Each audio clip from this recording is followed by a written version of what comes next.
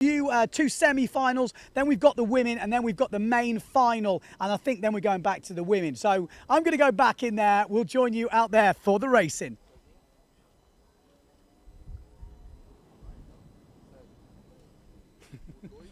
Cheers, mate.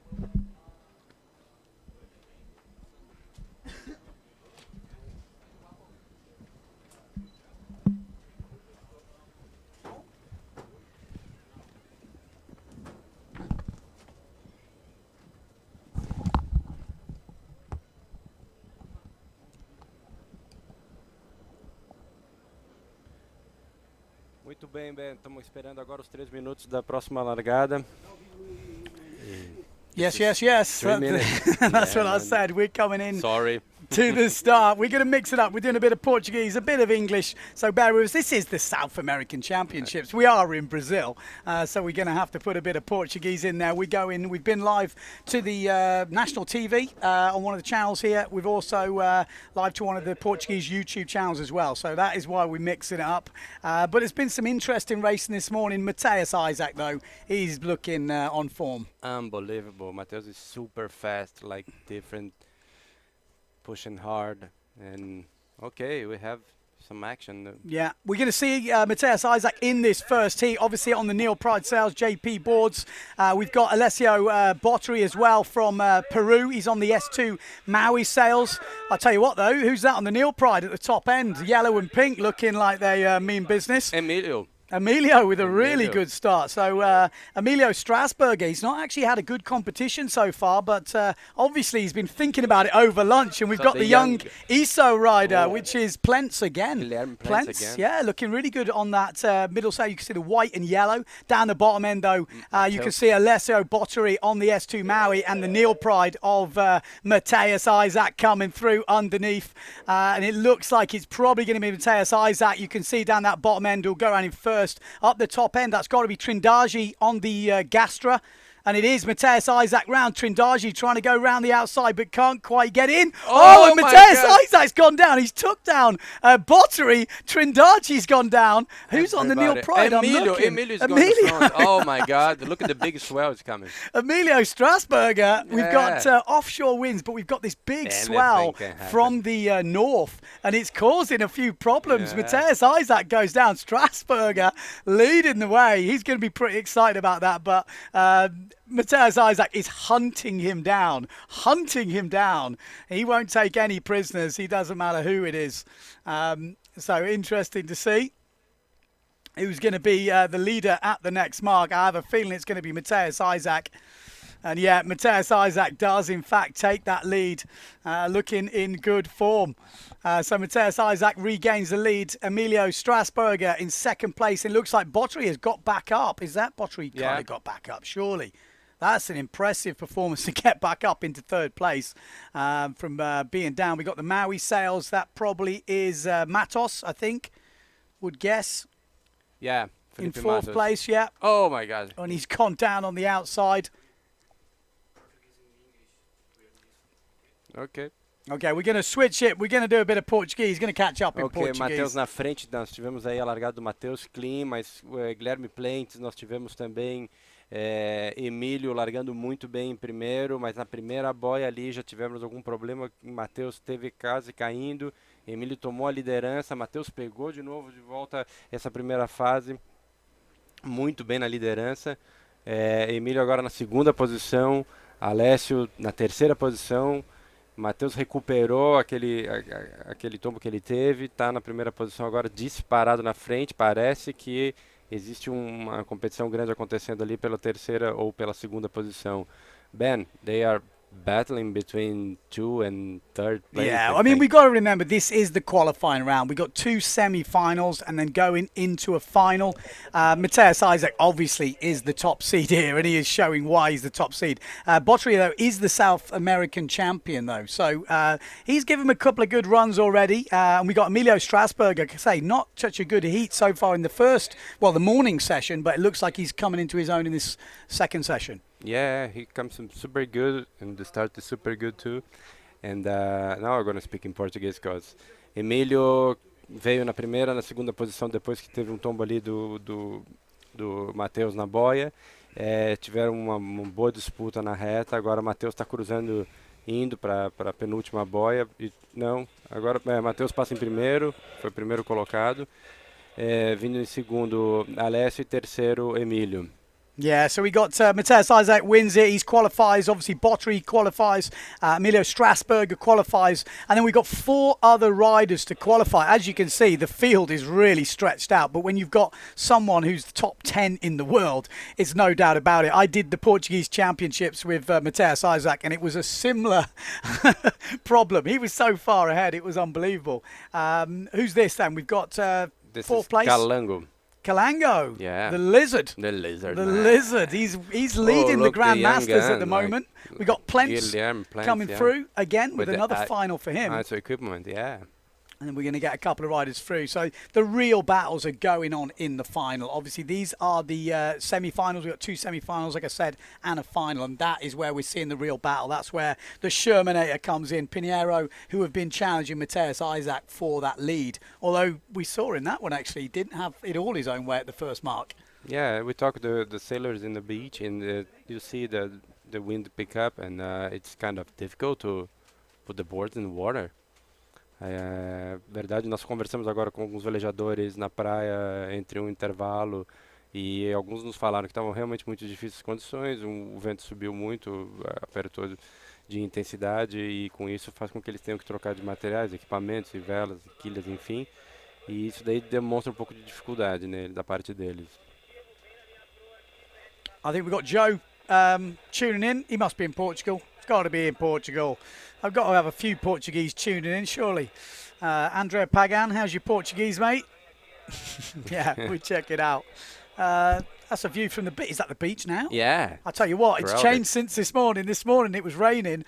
There was a kind of a storm in, but that's kind of cleared. That offshore wind has picked up, and we are looking pretty solid right now.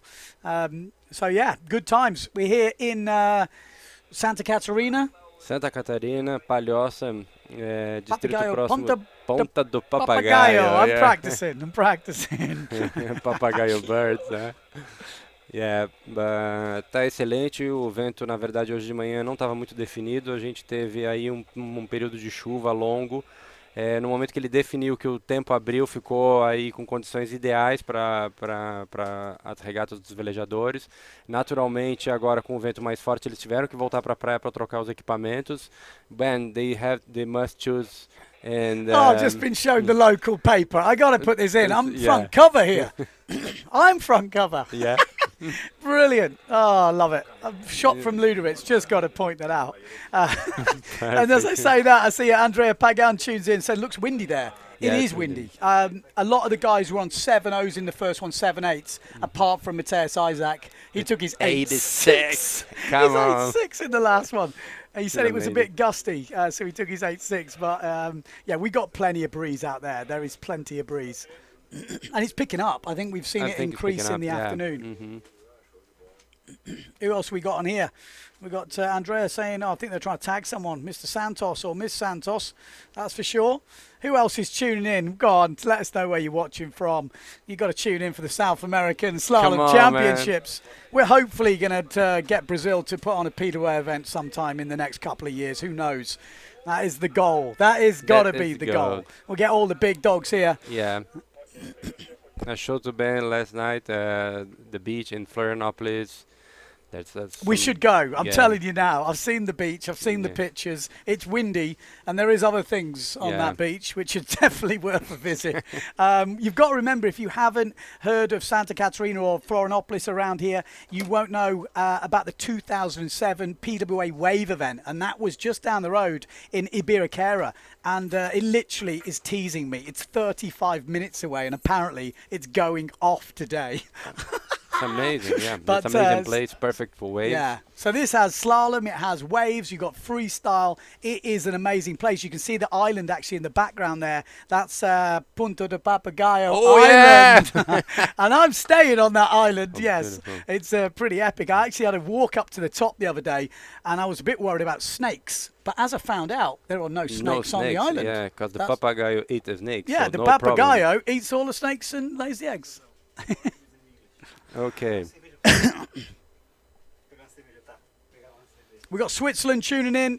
Oh, yes. How we doing, Rene? The Greek guys are watching, apparently.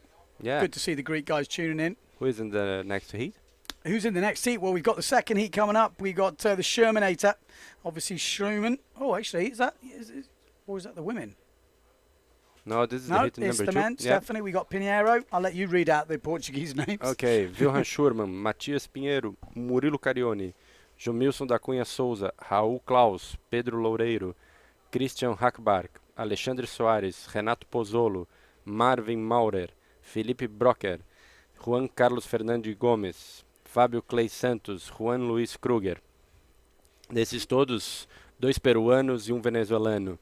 A disputa tá boa, basicamente um sul-americano aí com em peso maciço de brasileiros. Ben, massive Brazilians in South America, and just Peruvians and Venezuelans. Yeah, we've got like a few. We have a Japan man. We've got Japanese is in there as Japanese well. in Is he there, allowed? yeah. But he has got a Brazilian passport. Yeah. Yeah, we'll let him in. We'll let him in. Yeah, this is obviously the South American Slalom Championships. And we have got heat number 2 coming up. Wilhelm Schurman. Shermanator. I just want to call him the Shermanator. We're just going to call him the Shermanator from now on. He actually did a few Pila events back in the day. Yeah. A few years ago now. Yeah, Formula champion. Yeah. He's a world champion in light division, I think. He's a solid sailor, and he was the one who's probably going to challenge Matthias Isaac if ever. Look the replay of the start line. Yeah, Emilio was perfect, man. Nailed it. Strasbourg on that Neil Pride. And you see Calango we need over to here go too. back to the start, though, because we're starting heat number 2, boys. Yeah, we have uma largada ali. Vamos voltar aí para, por favor, voltando para ao vivo para a largada. Nós estamos no replay, por favor. Hey, yeah, there we go. Back again. And there we go. The Shermanator is leading it. We've got Pinheiro in second place. Oh, we got the RRD sale. That could be Jamilson from Jericoacoara. Better known for his freestyle, yeah. Better known for his freestyle, but he is turning it to slalom, and he's a big fella. He's got some arms on him. I saw him this morning. Super forte, o Jamilson tá aí, entrando na segunda posição, ganhando vantagem sobre o Matias Pinheiro. Schurman faz a primeira marca tranquilamente. Vem seguido de Matias Pinheiro, Jamilson em terceiro. Nice jibes. Who's in the point 7? Yeah, fourth place is Camnero. Carione, Murilo Carione, a local guy. Yeah. Okay. The only local. No, we have a different. We have Felipe Matos, who's a local too. Well, Shermanator is firing, man. Sherman is the Shermanating. This is definitely it. We've got Edvin saying looks much better than Holland right now. I'm sure it does. This is Brazil going off, boys. Like I said, there's waves down the coast. You've got slalom up here, and the whole coast is pretty much sailable from what I can hear. There's a lot of different beaches. Sim, Santa Catarina oferece todas as condições perfeitas para todo tipo de velejo, slalom, wave, freestyle, fórmula. Nós temos aí Wilhelm Schurman na primeira posição, Matias tentando beliscar ali a primeira posição também, está numa batalha ali com Wilhelm. Matias parece que vem um pouco por cima, mas o Wilhelm acelera de novo, ganha velocidade, ganha espaço, está conseguindo fazer bem o trabalho dele. Matias Pinheiro vem forte, mas parece que o Schurman está com muito mais velocidade. It looks like Schurman has more speed, man. Yeah, he's going really... I mean, again, we have to keep saying it, but it's the semi-finals this, so he is cruising. You know, he's in the lead. Yeah. You've got to keep yourself in the lead, but you're not going to push super hard. But as we've seen with that swell and chop, it's not easy going around the jibe marks. So the Shermanator is ahead of Pinheiro at the moment. That's 1 and 2. Let's sort of stay there. That's what we could do with doing and catching up with the rest of them. We've got... who was that? Carononi. What was it? I think I'm a bit louder. No. I've got a very booming voice. We're just checking out the sound. Like I say, it's a new event, obviously, coming over here for the South American Slalom Championships. But we thought we'd come over, see what Brazil is all about. And we have been blessed with wind. Since I've been here, we've had wind every day. É verdade. Masculino. So Shermanator rounding first. Pinheiro in second. Looks pretty safe for these two to make the final. Those both all training all together many times, many years ago. So, yeah, Murilo Carione. Carione. in third place. Looking pretty good. He's had a good event so far. In case you're wondering, we're going to put the results up in a bit just so you can work out what's happening. But we've had 2 races this morning. Matthias Isaac won them both. Shermanator got a second and a third. Alessio Bottery got a fourth and a second. And we have Pinero with a third and a fifth. And then we've got a few riders after that. Hackbath, Trindade, Santos. We're looking pretty solid. Agora Wilhelm conseguiu a primeira posição, Matias na segunda posição, ganhando muita diferença para o terceiro lugar que está chegando agora. Jamilson da Cunha em terceiro lugar. Quarto lugar, it looks like, who is it again? In the point 7? Murilo Carioni, yeah. Carioni. Carioni. Sounds Italian. Italian, yeah. Carioni, yes. We've got Patrick saying, what's the air and water temperature? Between... It's pretty hot. Yeah, pretty hot. It's pretty hot. 20 degrees. I can tell you that much. S2 Maui sales coming through. I'm going to guess that's Hackbath. Hackbath. He sounds German. Yeah, Hackbath. Oh, this is Terminator. Oh, that's the replay of him. You can see the swells, man. Yeah, there's definitely a strange swell because we've got an offshore chop and then an incoming swell. So it is a strange old beast out there. Because we have big waves in Biraquera waiting for you for wave sailing, man. Don't tease me. It's right behind those guys, you see? Yeah, right behind those trees, if you have not seen Ibiraquera, sick waves. Check it out. I can't spell it for you, but it's not that hard. Put Cauliciari Ibira something and you will find some video or something, but the place goes off. You get wind, mostly port tack down the line riding, but it can come the other way, starboard tack. There's like a nice little point. You get a lot of float and ride. You also get windy stuff, amazing for surfing. It does seem like the dream. Like I said, probably one of the best wave sailing tours on the Pilé was happening in 2007, and Ibiraquera was one of those stops. And it was just, I think Cowley won that year. I think it was pretty epic, I got to say. É verdade, Ibiraquera sempre oferecendo as melhores condições de velejo nas ondas. Cowley foi campeão da PWA em 2017 e 2007 lá. É realmente um lugar que oferece tudo, todos os tipos de condição são excelentes. Você tem mountain bike, inclusive, você tem trilhas. E então você tem muitas opções para aproveitar o esporte, né? Principalmente o windsurf, né? Você tem lagoa para quem está iniciando, você tem um velejo nas ondas, você tem velejo de slalom. Muito bom. Wilhelm Schurman também morou lá por muitos anos. Wilhelm Schurman used to live in Ibiraquera. He told me he's actually got a plot of land there that he wants to build a house on one day, but he's too busy traveling around the world on a boat to do it. I mean, he told me he's been literally traveling around the world for 2 years on a boat, or a year or something, 2 years. filming for Nat Geo. So that'll be an interesting program to watch. And I think he grew up living on a boat. Yeah. So he is like a fish. We said this earlier. He's literally like a fish. We've got Simon saying looks amazing. Yeah. Well, like I said, tomorrow we're going to have a total switch in the wind. We're going to have an onshore wind, which could be a bit stormy. I'm not quite sure how that's going to play out, but we'll have totally different conditions. And that, for me, will be kind of interesting to see if we have the same guys in the same spots, because it will be quite different. Next up, we've got the women. And we've had a really good performance from the Venezuelan. She's got the longest name in the world, so we're going to call her Gonzalez. Yes, I think we are. But she has been ripping. I mean, she got some serious speed. Maria Bazo from Peru as well looked really good. She didn't do well in the first one, but she really challenged the Venezuelan in the second race. And then the Brazilian, Bruna Melo, looked really quite up for it. She's an RSX sailor. I think actually Maria is as well. There's a lot of the girls come from the RSX discipline, and they were, well, showing some really good speed.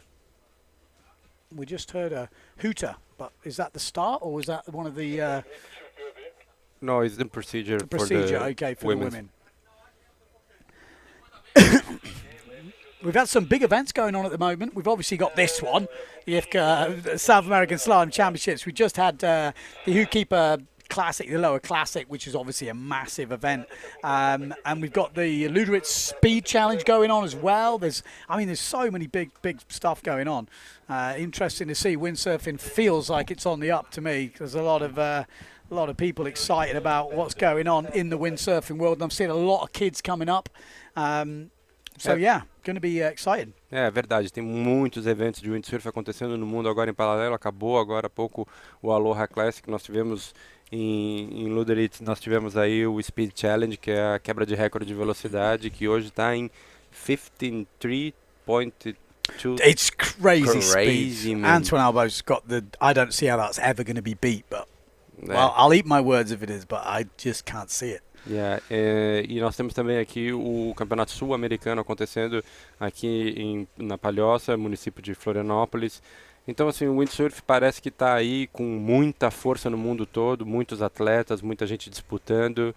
And me and Ben, we talked last day about the grow windsurfing, how the build the base and many events happening along the world, like at the same time, and it's good for the sport. We need that. Yeah, there's a lot happening. It's I just got to say, I'm loving the windsurfing content getting boosted up around the world. Like I say, a lot of big stuff going on at the moment. Dave McKenzie says hello from Vancouver in Canada. So Canada's tuning in. Good to see you're on there, Dave. And he says he's a sharer. We like sharers. Yeah, sharing is caring, remember. Simon said live stream of Luderitz is fascinating. I haven't seen much, I have to be honest. Are they breaking any records yet? I don't think so. No. I don't think they've broke anything. They need one of those big storms to come through. But we're coming in now to the women's heat. It's basically a final heat. We've got 5 riders in it. Giovanna Prada actually started off the event really well. She was actually leading one of the events, but one of the races, but went down. She missed the boy last. Is that what happened? Mm-hmm. Okay, I thought there might be. So I know something went wrong. E nós temos Rosane Ferreira, the doctor. The doctor. The doctor. The doctor. Doctor. She was a bit worried about being on the live stream. I said, don't worry, we'll go easy on you. But yeah, results in at the moment. 2 wins for the Venezuelan. And here we go. We should have the start. Come on, let's zoom in. Zoom in. Tem que dar um zoom na raia, por favor. Largada limpa na raia. Não, para frente dos barcos. 4 mulheres. There we go. Oh, Maria, there she go. This is the battle. So on the right-hand side, you've got Maria Bazo from Peru, RSX racer. And then we've got the Venezuelan, Gonzalez. And she has been absolutely killing it so far. Got lots of speed. And we're about to see what's going to happen in race number 3. Can Maria get one back on the Venezuelan? Or will we see the Brazilian charge? Because obviously the jibe marks, if we say Matthias Isaac go down, we know it's not an easy jibe. So it's not a foregone conclusion. Once you're in the lead, you're not guaranteed to win here in Brazil at Ponta de Papagaio. Oh, what a jibe from the Venezuelan. That was nice. Mas a peruana Maria continua bem, continua forte. Me parece que ela está usando isoboards. And yeah. Good battle. Going well. This is going to come down to the wire, no doubt about it. You can see there's maybe a little edge of speed from Gonzalez from Venezuela. She just seems to have that little bit extra. Every time they hit a bit of chop, she gains a tiny bit on the Peruvian. And you can see Maria is losing a little bit of ground and the Venezuelan is catching up. It's going to come down to this next jibe mark to see who will be leading. You can see the swell and the chop meeting together, and this is proving pretty tricky. And the Venezuelan is coming. Here she goes. Jibe mark incoming any second now. It should be coming into shot. There it is. So Maria goes round in first. Oh, and an inside jibe. My God, she's showing some real good, steely maneuvers here. Muito bem. Impressive. Muito bom. Gonzalez, muito bom. Gonzalez fez jibe por dentro da Maria Belém. Extremamente rápida, agora retomou velocidade. Você pode ver que quem está nos assistindo vê que a raia está com muita lisa, mas tem dificuldade. Realmente tem um swell forte ali que incomoda um pouco. Os ventos estão com rajadas aí acima dos 22 nós, ou que seja, deixa muito difícil para conseguir completar o jibe. Aumento de velocidade da peruana. It looks like the Peruvian is like gain speed, man. Yes, this is a real exciting race. These two are having a really good battle. I mean, when you come from Venezuela to the South American Championship, you've got to fancy your chances. She hasn't come here to make up the numbers, and she is proving she is one to be reckoned with. As we go around the penultimate jibe, another good jibe from the Venezuelan, and Gonzalez looking very good, but a good jibe from Maria as well. So, again, it's going to come down to that last jibe mark. Who's your money on? I think Gonzalez. Looking good. She is looking good. Third place probably still up for grabs, but we're engrossed in this battle at the top of the tree. Every race for the women is a final. So every result, we've already had the Venezuelan Gonzalez taking 2 wins out of 2 so far. And this is her lining up for a third. 1 jibe mark to go. Here she goes. Just needs to keep it together on the swell line. Takes a little bit of a wide jibe, and it's not the best jibe, and she's got stuck on the swell. Yes. She's gone down, and coming round is Maria. Maria Arbazo just can't make it happen. And the Venezuelan is going to get away with it. A mistake nearly cost her that race win, but she is going to come back and take the victory.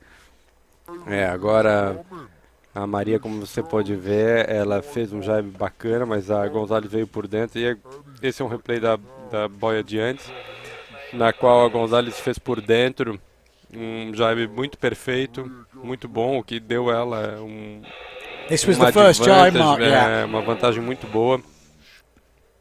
E agora realmente Gonzalez em primeiro lugar, se classificando em primeiro lugar. I mean, that first jibe mark, just watching that replay, that was where it all went down. That was where the big points were gained. And that last jibe mark, that opened the door for Maria Bazo, but she just couldn't take advantage. She really needed to stomp that one. Now the Venezuelan has 3 wins out of 3, and she's getting away from the Peruvian. It's going to be interesting battle, this. Dave McKenzie says, wonderful action. No worries. Gonzalez está cada vez mais longe, está cada vez melhorando mais, está acumulando menos pontos que a peruana. Maria Belém, terceiro Bruna Martinelli, Bruna Mello. Bruna nearly caught up there. Yeah. Bruna was third, yeah? Third, yeah. So she was really close to Maria in the end. She must have been in the water for a while. So really nearly cost her a lot of points there. But the Venezuelan, she's already got one hand on the trophy, and she's I think, yes. She is pushing hard. Very good. But anything can happen, man. It's early days. We've got the final of the men coming up. We got the big guns. We've got Matthias Isaac, obviously, Wilhelm Sherman, the Shermanator. We're going to see those two definitely go head-to-head. Alessio Botteri's been looking really good. He needs to get on the start. Trindagi's been looking good, and obviously Matthias Pinheiro is also one to watch. In the IFCA South American Slalom Championship, IFCA in general, I think we've got different categories. We've got the men, which is the main category. Every man is a part of the men's category. That makes sense. So you can get an overall men's prize. But if you're old, like me, I'll be in the Masters. So above 40 is the Masters category. And then they have the Grand Masters, which I think is 50 and above. Yeah. So 40 to 50 is the Masters. 50 plus is the Grand Masters. So there's extra prizes for those podiums. So leading the way in the Masters at the moment is Wilhelm Sherman, the Shermanator. He is leading the Masters. We've got Matthias Pinheiro. No, you got Christian Hackenberg. Matias Pinheiro. Yes, Pinheiro is in second place. And then we've got Marcio Santos. At the moment, it says he's in third. But looking at the results there, that doesn't look quite right because he's only got 1 result on the score sheet. So I think we'll give you an update after 3 because something looks a little bit fishy there. Leading the Grandmasters is... Murilo Carioni. Carioni. Is he Italian? I think so, man. It sounds Italian. Yeah. The way you say it sounds Italian. Super local, man. Okay, super local. Super local. He lives like on the beach. Like on the beach. Oh my God. We got a bit of a black screen going on here. I don't know Por if it's... favor, a imagem está escura aqui. Voltou, obrigado. Okay, we're back in. So men's final coming up. This is race number 3. Now, if you're a betting man, the smart money would definitely be on Matthias Isaac. So we're going to run the bets here. We're basically saying all bets are off. Yeah. But second place is definitely up for grabs. We've seen 2 different second places so far. The first one went to the Peruvian, Alessio Botteri, second place, and then Wilhelm Sherman, the Shermanator, got second in the second one. I think the problem, those top 5 guys has like, okay, the first Mateus, but you have Sherman, Alessio, Matias, and Lucas. Yeah. They have the chance, man. They need a good start. They need everything to go right, but that second place is definitely up for grabs. First, obviously, is up for grabs, but I know after racing with Matthias Isaac, it ain't easy to get close to that boy. He is quick. Matias. O Matheus, ele realmente está na frente, não tem como, tem que ser alguma coisa extraordinária para acontecer, mas ele, atleta extremamente profissional, vai estar na liderança o tempo todo. O que a gente está discutindo aqui é justamente a possibilidade de fechar em segundo lugar. Quem será o segundo, quem será o terceiro? Nós temos aí o Schurman, nós temos o Matias, Murilo Carione, Christian Hackbarg e Lucas Trindade. Esses velejadores podem mudar a classificação da segunda e da terceira colocação o tempo inteiro. Então tá interessante de assistir essa batalha entre terceiro, segundo e quarto colocado. So the third place, the second place, and the fourth place, people, those guys are going to fight. Yeah, that's the fight. We need to get our camera boys on that because there will be some bigger battles, I think, for the lesser places. Not lesser, but we're talking podium-type places. This is where there's going to be some, stuff's going to be thrown down, that is for sure. Heat number 2, let's have a look. I'm just trying to get our eliminations up. As it looks like we're going close to sequence. Or was that a postponement flag on the boat, or was that a red flag? Yeah. This is the heat? Yep, this looks like the heat here. So in the final there is... Matheus Isaac, Shermanator, Matias Pinheiro, Alessio Botteri, Murilo Carione, Jomilson da Cunha, Ricardo Conde, o Calango, Guilherme Plentes, Pedro Loureiro, Christian Hackbarg, Alexandre Soares, Emílio Strasburger e Carlos Alberto Isaac. Oh, it's the dad. Yeah, the dad of Matthias Isaac. Yeah. It's always funny that when I see the dads of some of these windsurfers that I know, I've been obviously commenting for years on the PLA, and then I turned up here and I saw this bloke and I'm like, that guy looks like Matthias Isaac, just older. Yeah. And I'm like, it's got to be his dad. It's got to be. And you realise it is. And then I was speaking to the boys and he's been having some big fights in the Grandmasters. There's a few of them that are always fighting for that #1 spot. And Calango, Matthias Isaac. Calango seems to be the boy to beat, though. He does. He's got some skills. But there are a few of them been having a really big fight. I've got to mention Pedro as well, Lorenzo.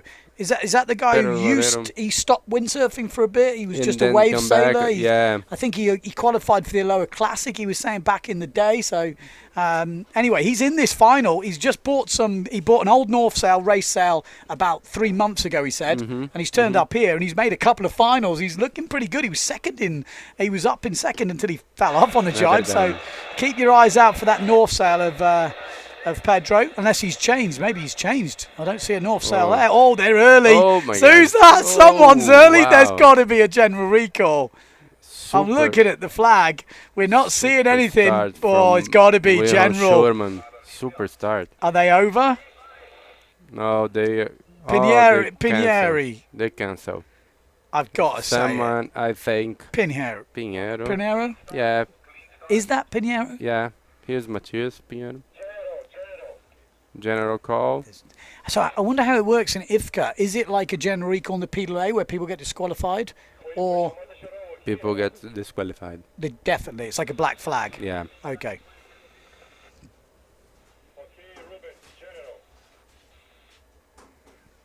Because I know in the PLA it's sometimes different. Like the general recall in racing, you don't get disqualified, do you?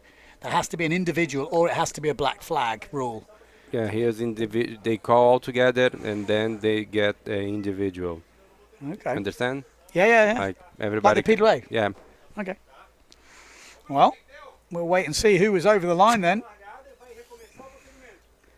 I have to say I'm not too familiar with the IFCA rules. Assim, Matias Pinheiro has some problems over there. Bom, nós tivemos a primeira largada agora e da regata, mas nós tivemos aí uma chamada geral. O que é uma chamada geral? É quando os atletas cruzam a linha de largada antes do procedimento. Ou seja, alguém queimou a linha. Quando alguém queimou a linha, um ou vários, existe uma bandeira chamada geral. Todos os atletas são obrigados a retornar e aí assim, o barco de comissão e os juízes chamam o atleta que queimou e ele está diretamente desclassificado dessa regata e vai automaticamente para a próxima.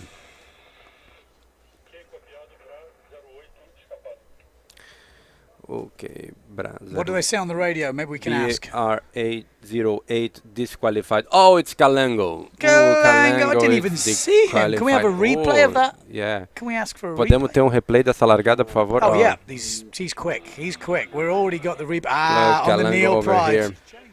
Who's on the Gastra, the older Gastra? This is Renato Pozzolo, the Grandmaster too, 63 years old. He's got to be over. Oh, Matias Pinheiro was... Wow. No, Matias Pinheiro for me. I think there's a few in there. It's different from us here in the booth, Yeah. but I mean, say that- Matias. I mean, the flag is on the other side of the boat, so actually that does É make it... verdade. Let's have another look. Uhum. Can we have another look? Podemos ter um outro replay, In por the favor? slow-mo. Replay, por favor, dessa largada. So we just had one guy.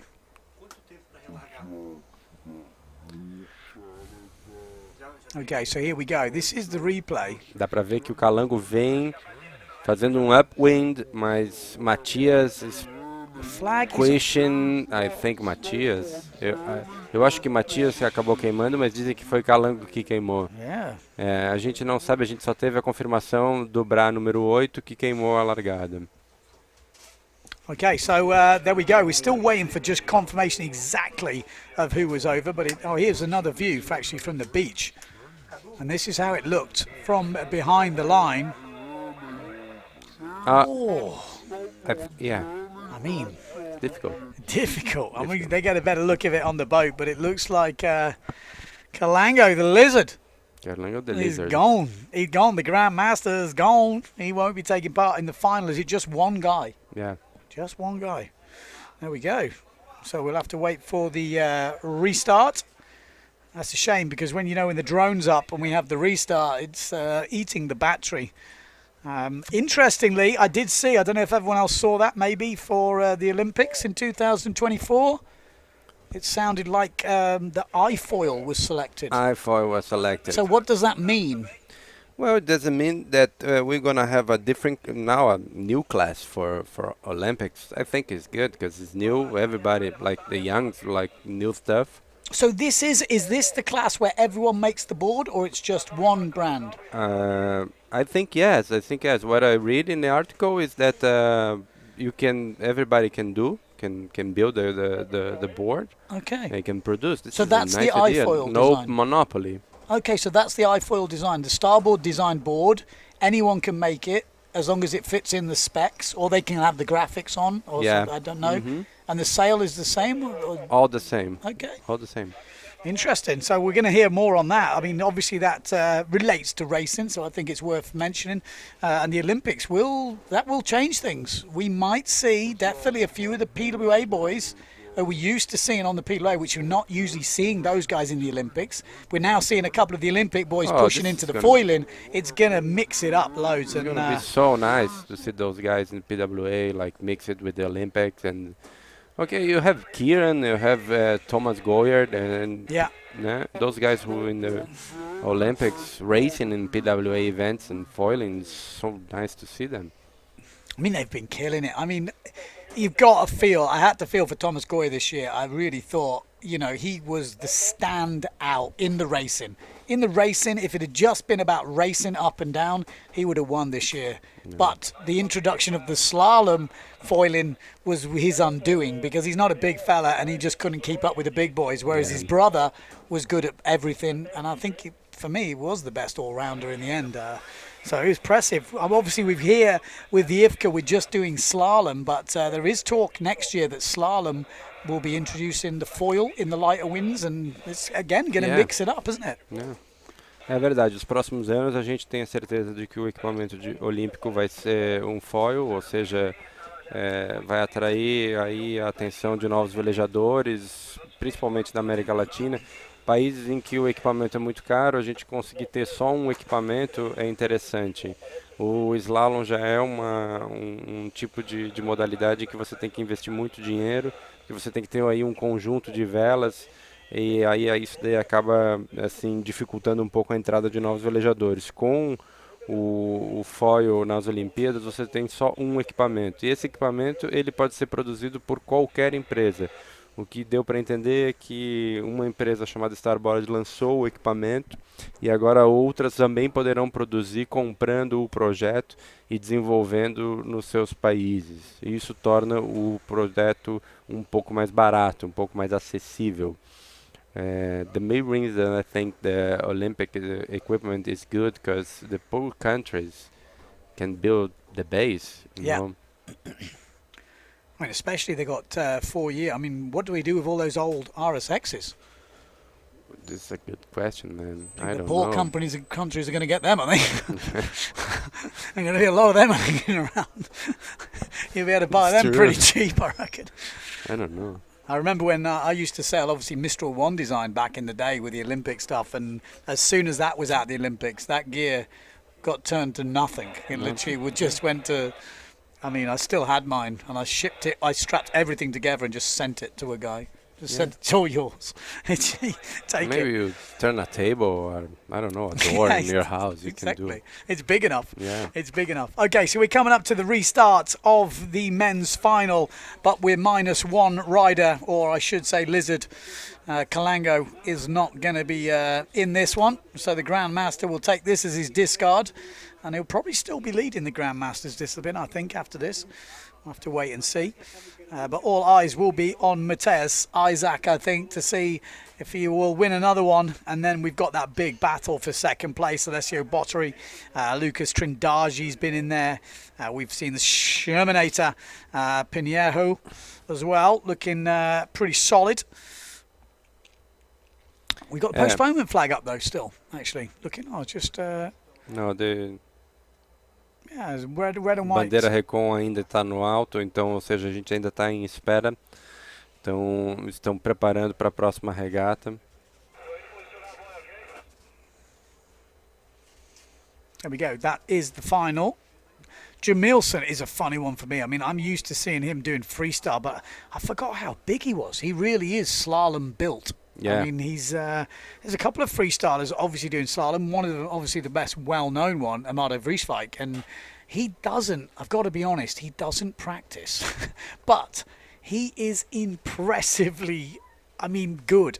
Like, not even good, he's amazing. Yeah. He's up there in the top 16, I think, in the world in races where he really hadn't touched his slalom gear for the whole winter, which must make the guys who have been training all winter just question what they're doing, but that guy is just an extreme talent. He's an extreme rider. And I think being a freestyle windsurfer helps you to do the jibes well, and when you have this kind of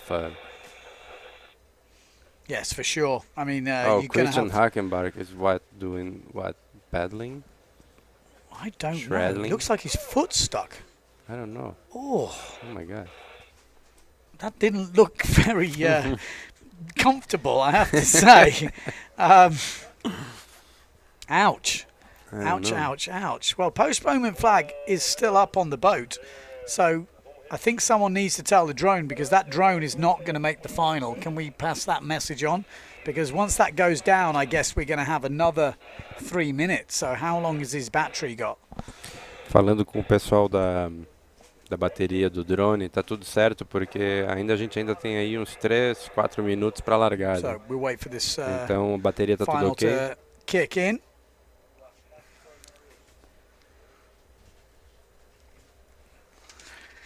I don't know if anyone follows the rugby, but England got smashed this morning. You know, just put it out there. Suck it up, princess.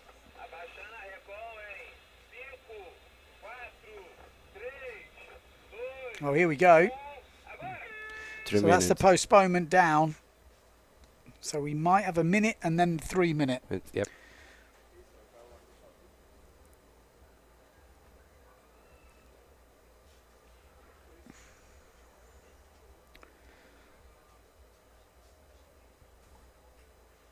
Seems to be wind everywhere in the world at the moment. Everywhere I look, there's wind. There's definitely wind here in Brazil. We've got we've got 1 day left of this competition, and the wind is going to switch around 180 degrees. Yes, the wind will be coming from exactly the opposite direction. It'll be an onshore wind, and it looks like it could be pretty stormy. So we will see a total change in conditions. You can see the swell lines coming in, though. It's an offshore wind, but there's a swell coming in from the other direction, which would mean Ibiraquera down the road will be firing. Here we go, 3 minutes coming up. 3 minutos para a largada. Yeah, 3 minutes on the clock. Eu acho que esse swell ele realmente deve ser um pouco difícil para manter, porque você tem um vento terral, mas você tem um swell aí vindo de leste que dificulta um pouco a direção da prancha.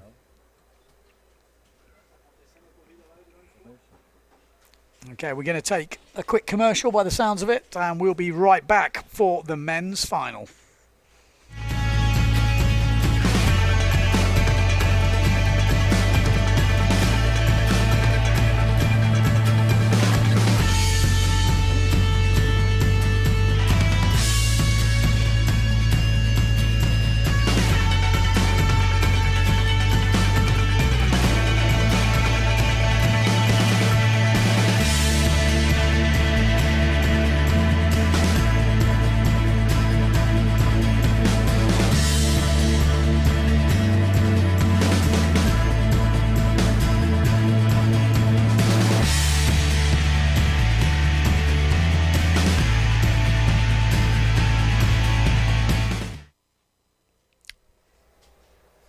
Okay, so there you go.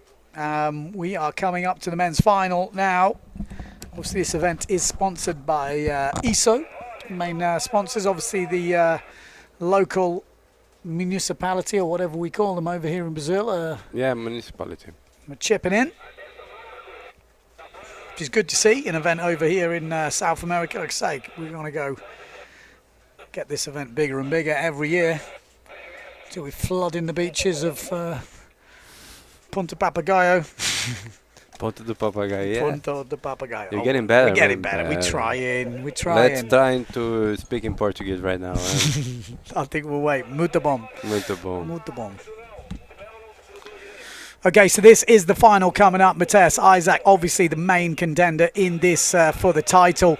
He's already got 2 wins under his belt. We've got the Shermanator, ex-Pedro racer, all-time bit of a Brazilian legend here. I think he's been Formula World champion. He's one of the men who could probably take a victory here, but it's going to be a tough ask against an on-form. Well, he's 9th in the world at the moment, Matthias Isaac. We've also got Alessio Botteri from Peru, last year's South American champion. He was pushing really hard in the first one, and Matheus Pinheiro was also looking really good on the 0.7, so watch out for him. We've got a few other contenders. Trindade might be up there on the blue Gastra. We also had Canero. Here we go. Whoa, and he's coming in hot on the 0.7. Well, that's a really good start. Carione, really good start from Murilo Carione. Carione with the absolute pinger up this top end. We've got the Shermanator in the middle, Alessio Botteri down that bottom end, and I think they were heading towards the wrong mark. You saw them just readjust there. We got Matthias Isaac right down that bottom end, flying. But I tell you what, the Shermanator is giving him a good run here. He's going to have a better line probably into this first mark, but Matthias Isaac is putting the hammer down now as he flies underneath the Shermanator, and it's going to be Matthias Isaac coming into this first mark in first place. You can see the swell lines and that offshore wind, and there we go. First round, it is Matthias Isaac. And there's a big crash. There's a big crash with the Carione and the Shermanator. I think it's Botteri who's got through from Peru in second place, and then I think we've got is it Pinheiro in third? No, this is Carione. So it's Sherman hits with Matias Pinheiro.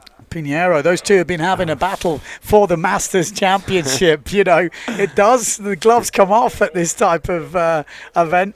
The Masters Champion is a big one, but that just leaves actually the two boys at the front, One from Peru, Alessio Botteri, and in first place, Matthias Isaac. But we're going to have to keep an eye on that battle now for third, fourth, fifth, because that is where there's going to be a lot of action happening as those guys try and climb back through the fleet. So Matthias Isaac, let's stay on this jibe mark if we can. Foi impressionante agora o que aconteceu. Uma largada limpa, excelente, todos os velejadores alinhados, mas infelizmente houve uma pancada forte entre o velejador Wilhelm Schurmann e o atleta Matias Pinheiro, que não conseguiu, foi feio, e com isso deixou a porta aberta para que Alessio Bottero e Matheus Isaac façam uma regata limpa lá na frente. Atrás, em terceiro lugar, vem Murilo Carione.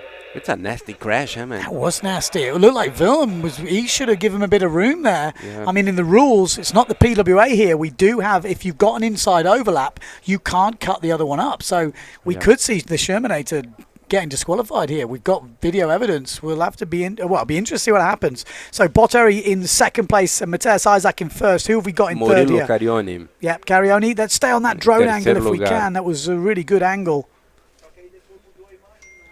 Imagens de Matheus Isaac em primeiro lugar. E você pode ver Alessio Bottero em segundo, Murilo Carione em terceiro.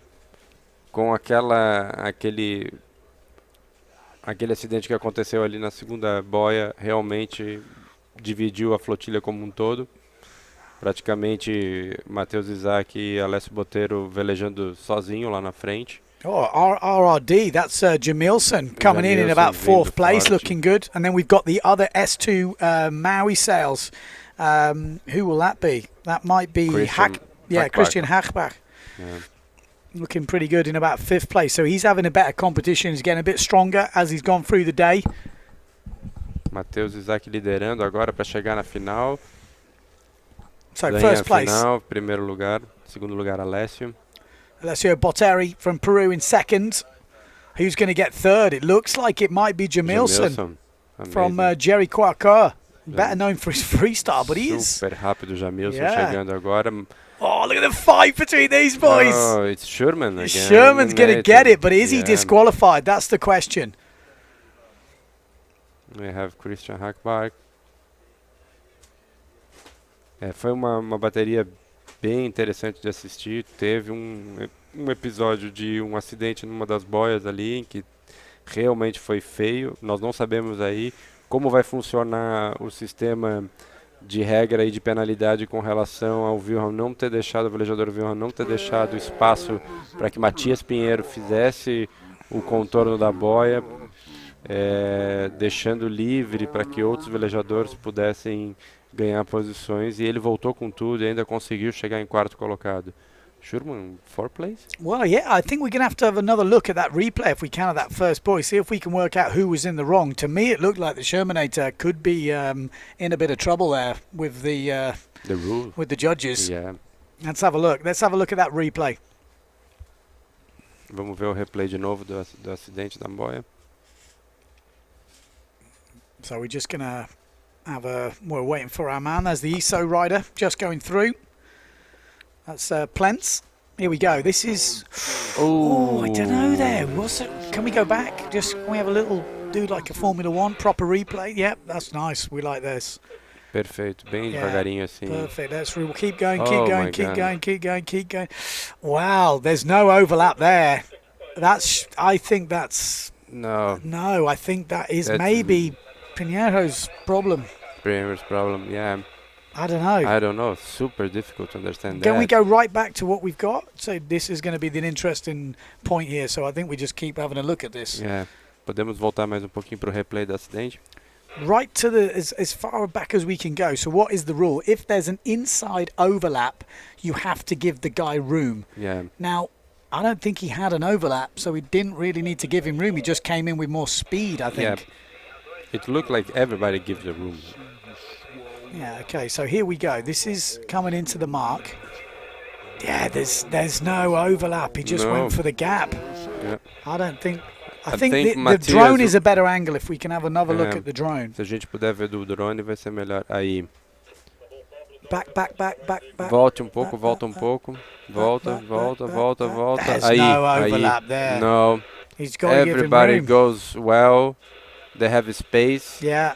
But I think Sherman closed the door, man. Well, depends how they work the overlap, because Sherman just went wide. Now, in the PWA, you'd just be like, well, you left the door open, dude.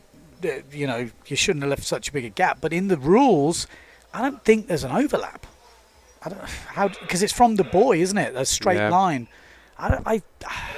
Interesting. What do you think out there? Anybody on the live stream want to make a call on that? Anybody out there on the beach want to make a call on that? Alguém sabe aí da praia o que pode ter acontecido, porque realmente está difícil de entender.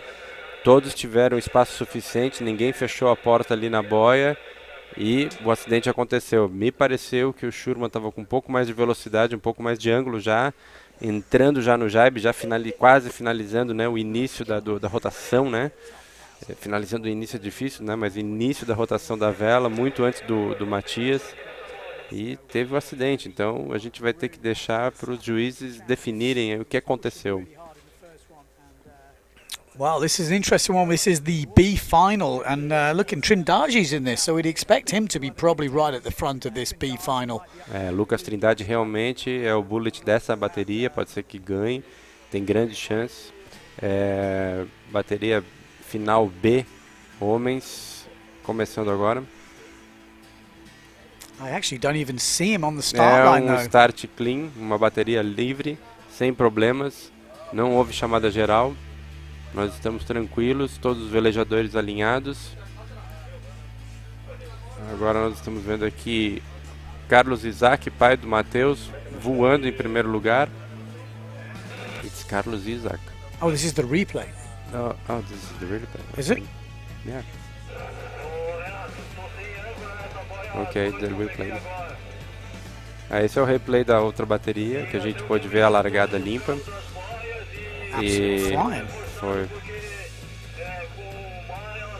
E aí onde houve o acidente que envolveu Matias e Wilhelm. Matias e Wilhelm, que são amigos, velejam o tempo inteiro juntos, estão sempre treinando juntos. Acabaram tendo essa colisão, uma infelicidade da parte dos dois. Vamos ficar para entender aí o que aconteceu do ponto de vista dos juízes.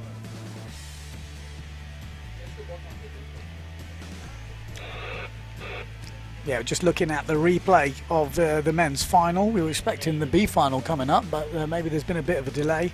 So we're just having another look at this winners final. Matthias Isaac, obviously the man on form, but Bottery not too far behind, to be honest. He's still in contention.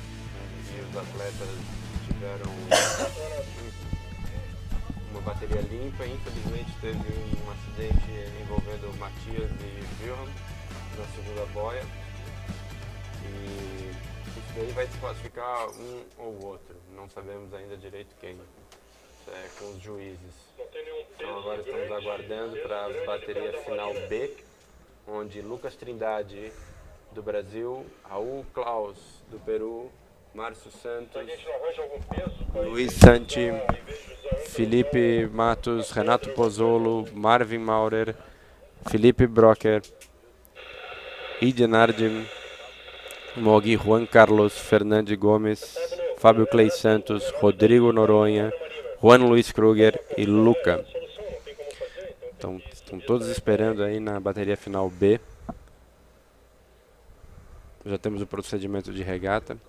So results. As largadas estão aí. Official results coming in from that men's final. Obviously, Matthias Isaac took the win. Alessio Botteri in second. Jamilson, freestyler. I can't keep calling him that because he looks like a slalom boy now. Third place, Wilhelm Schurman in fourth. The Shermanator. Carioni in fifth.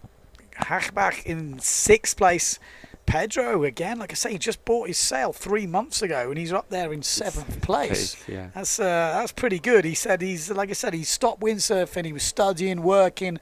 He said every year he goes to I think Peru for a bit of wave sailing. That was all he did, 1 week every year, and then this year he's decided he can't do it any longer. He's got to get back into it. He's bought some slalom gear. He's still got his wave gear, and he's going full power. So really good to see him turn up here. Pinheiro in 8th place. Matheus Isaac na bateria final A vencendo, Alessio Botteri de Peru, Jumilson Cunha da Souza, Wilhelm Schurman terceiro lugar, Wilhelm Schurman em quarto lugar, repetindo, quarto lugar, Jumilson em terceiro. So we should have the B final coming up. That's what we're looking at. So B final. A couple of bigger names that have had better mornings, and Trindaji's one of them. We had him tipped for probably in the top lot, but obviously a mistake in that third elimination has put him in this final, so he has to probably be the top seed. But he's not going to have it all easy, I don't think.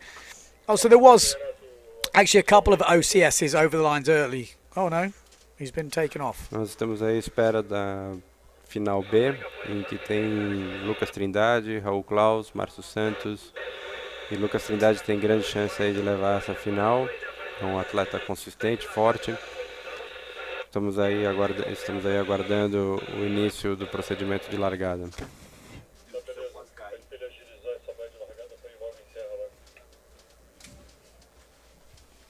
All right, where are the guys? They are somewhere.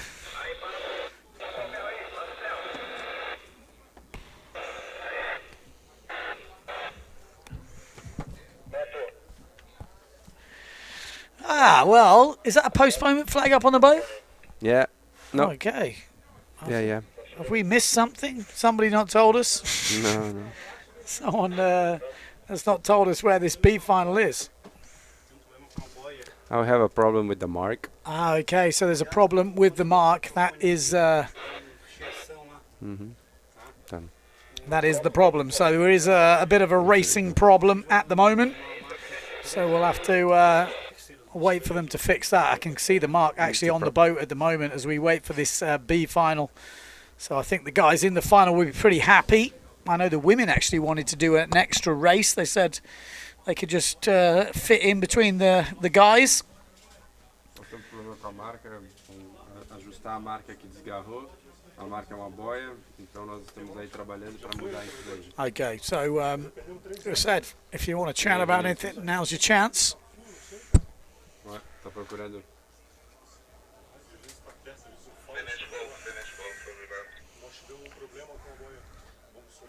I'm just looking at the overall rankings in the PWA. Looking at Matheus Isaac, he's had a 9th, a 5th. That was his best result in career this year in the slalom. Pretty impressive stuff from the Brazilian.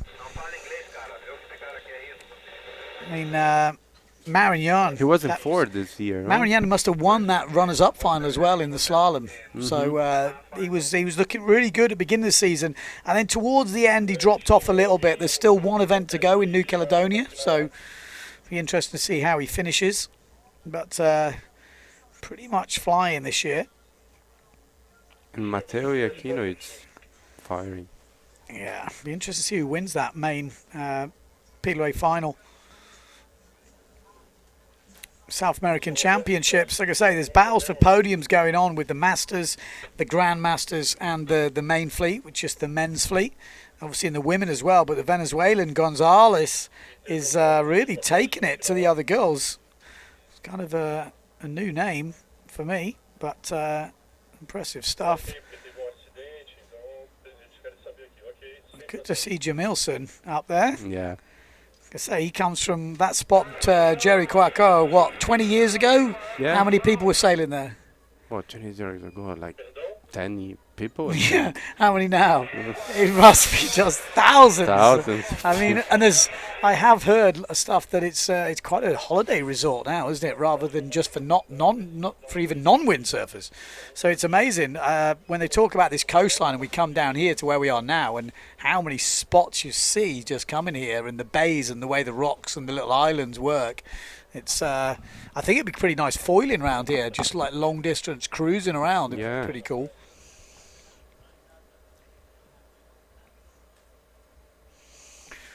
Right, so we still got the postponement flag up.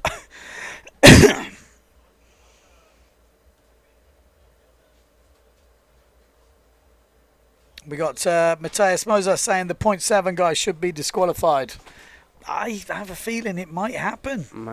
Do they protest over here? I mean, well, because he did he goes straight, not round. No, like he Yeah. goes straight to Wilhelm.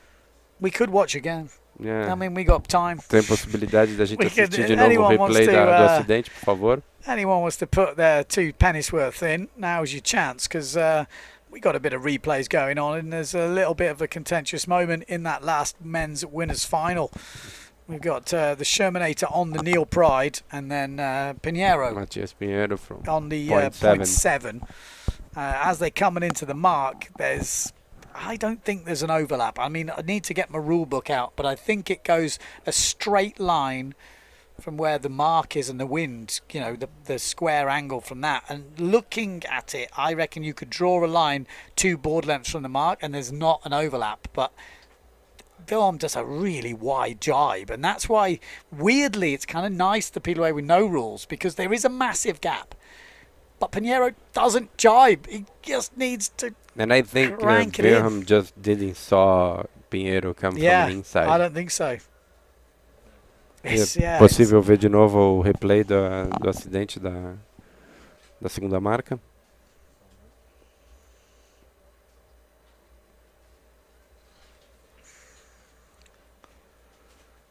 Patrick says nothing to blame from the Neil Pride. Does look that way, doesn't it? He just took a wider jibe, and when you've got rules and you've got that, you don't, you know, he's clear of the overlap. He can do what he likes with rules. It's just we're so used to now watching no rules that it kind of looks funny. Here we go. This is it. We're going to rewind this and just show you what we're talking about. So here at IFCA, they have rules. There's one rule that is the fastest board has... E logo estaremos de novo com regatas. The fastest board has priority. So if it's overtaken underneath you or above you, the fastest board always has right of way, apparently. So it's Wilhelm. Coming into the jibe, it's all about the overlap. Is there an overlap? And there is definitely, stop there, there's no overlap there. But there's definitely no overlap. It's just Wilhelm took a wider approach to the mark. No overlap. No, there's no overlap. And he would have actually, if Pinheiro wouldn't have been there, then he would have been in trouble, because Alessio Bottery was coming in hot and he was coming in with a tighter angle. You imagine you get rid of Pinheiro, Bottery would have just T-boned him. He's actually lucky that... Bottery has super lucky over there. Yeah. Oh. I mean, in PWA, totally fine. In IFCA, no, it doesn't work. I mean... That's a really interesting...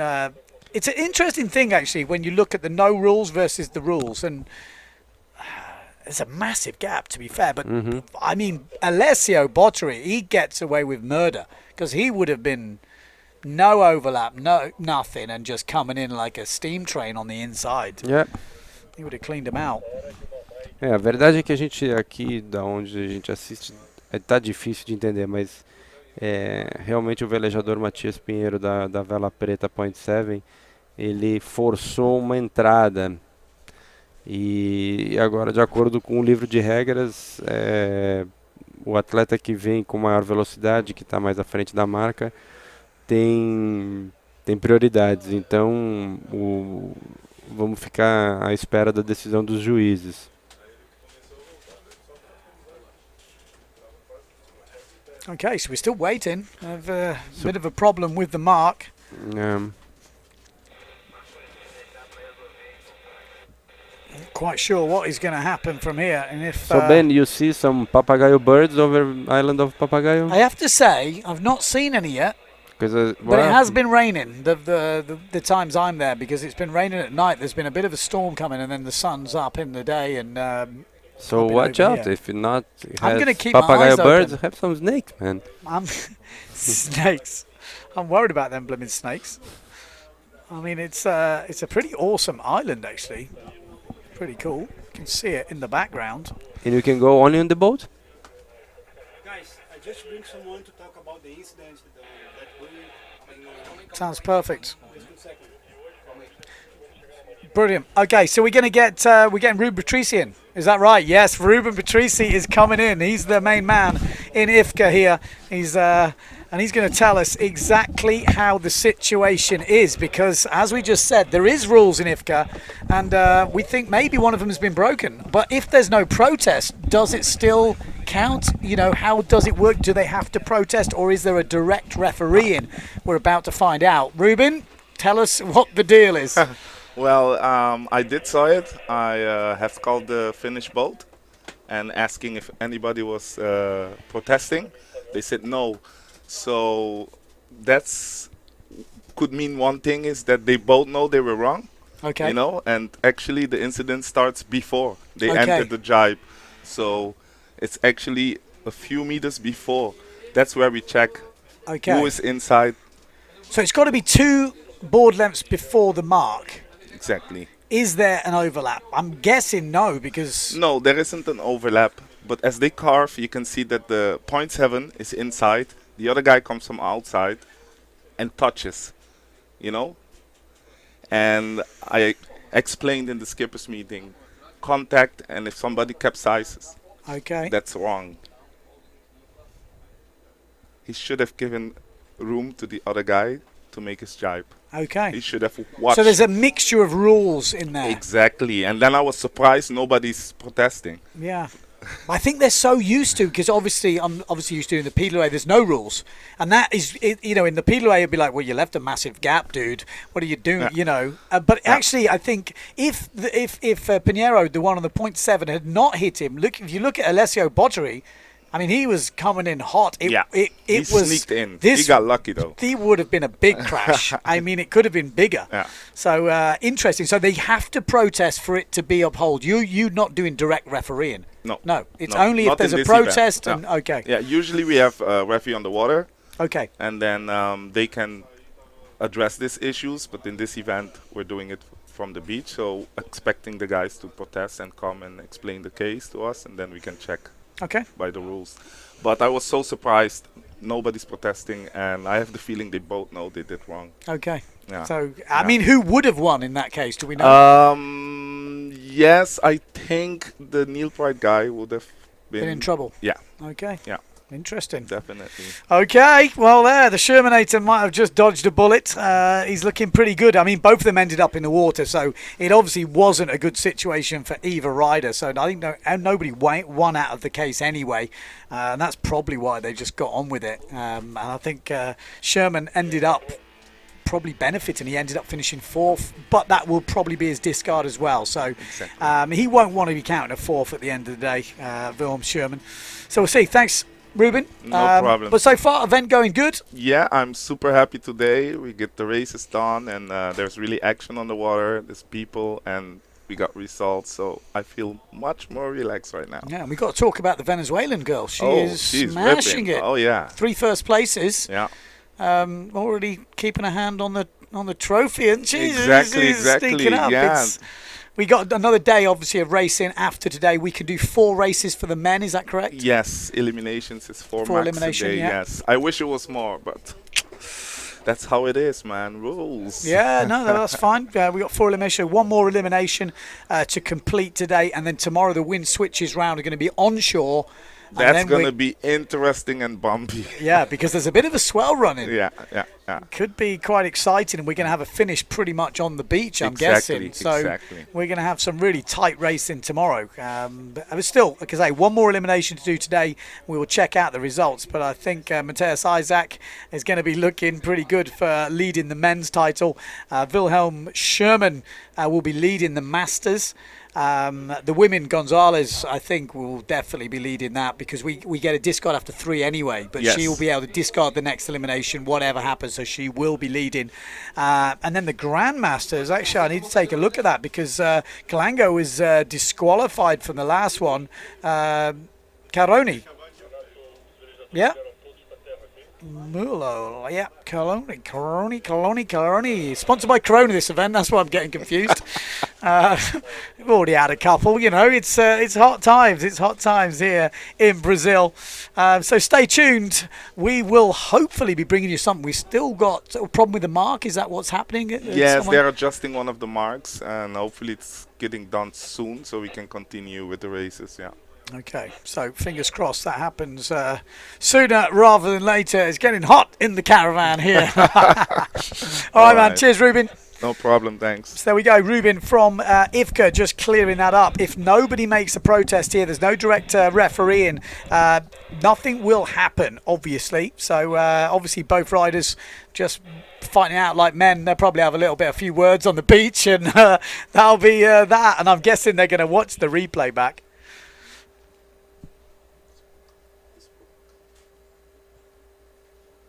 Okay, we're just having a little switch around.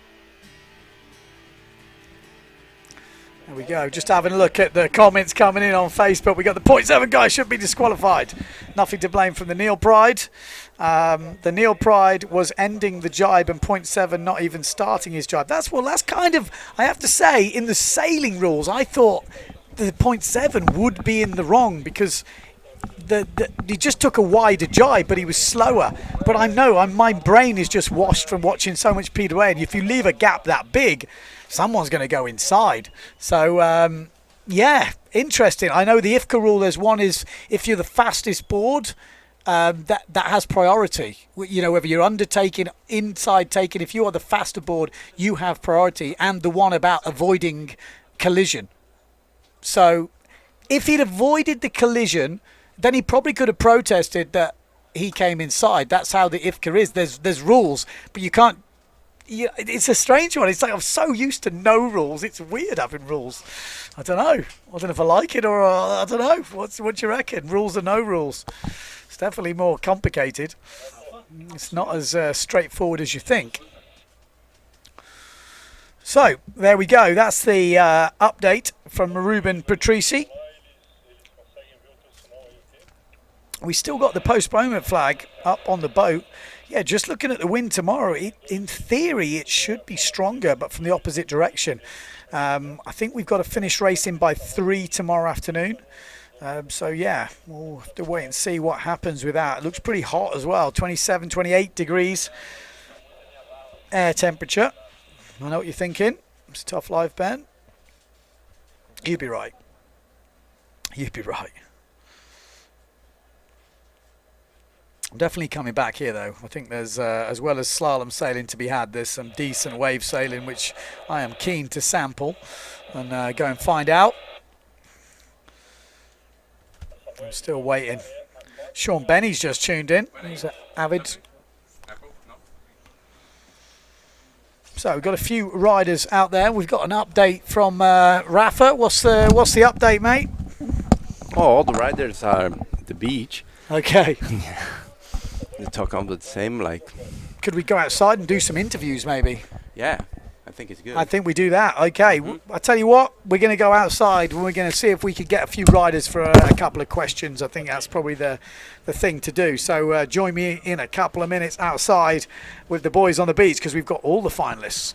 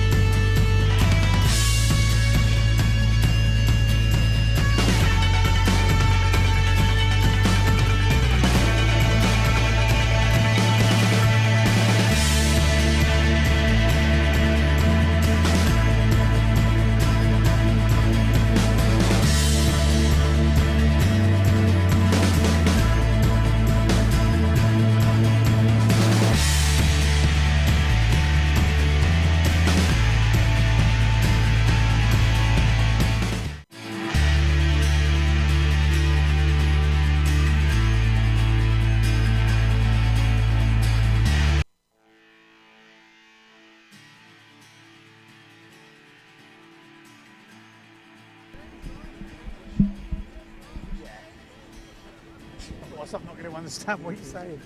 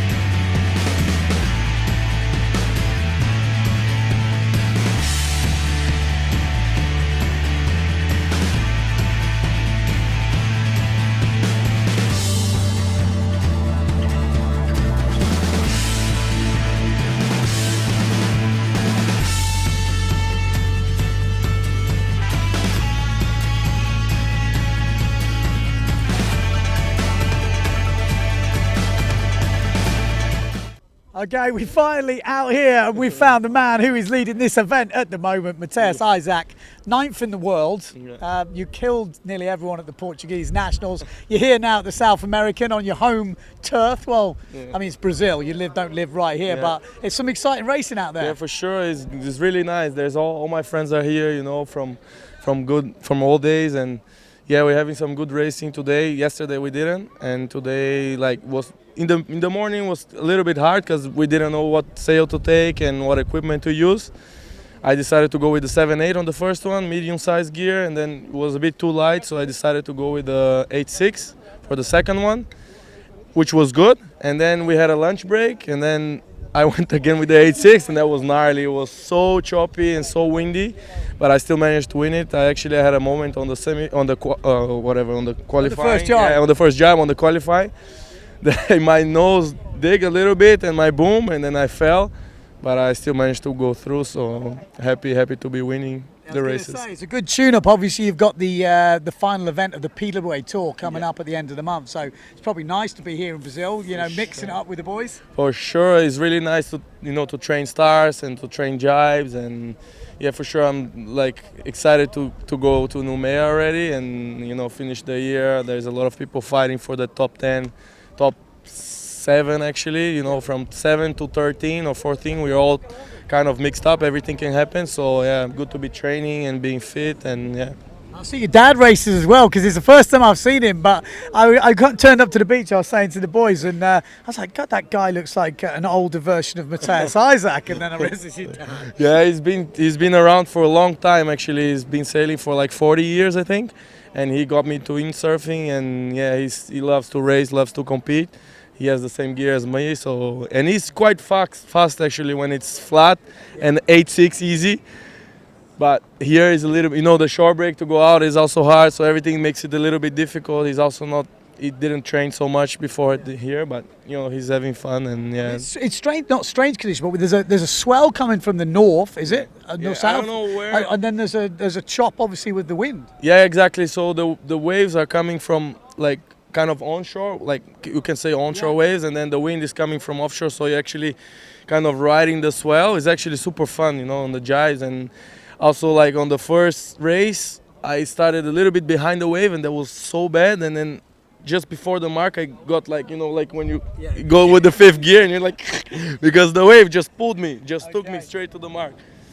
Well, it's fun, it's super fun. Did you see the boys have that crash behind you? I was just gonna say that, yeah. So yeah, people are getting aggressive on the jives. I think we're gonna bring them in. Yeah, for sure. Can you go and get both of them? Because I think we're gonna bring both the boys in. We've been watching that battle, and it's gonna be interesting to hear from the guys who were there, because obviously the swell has a bit to do with it.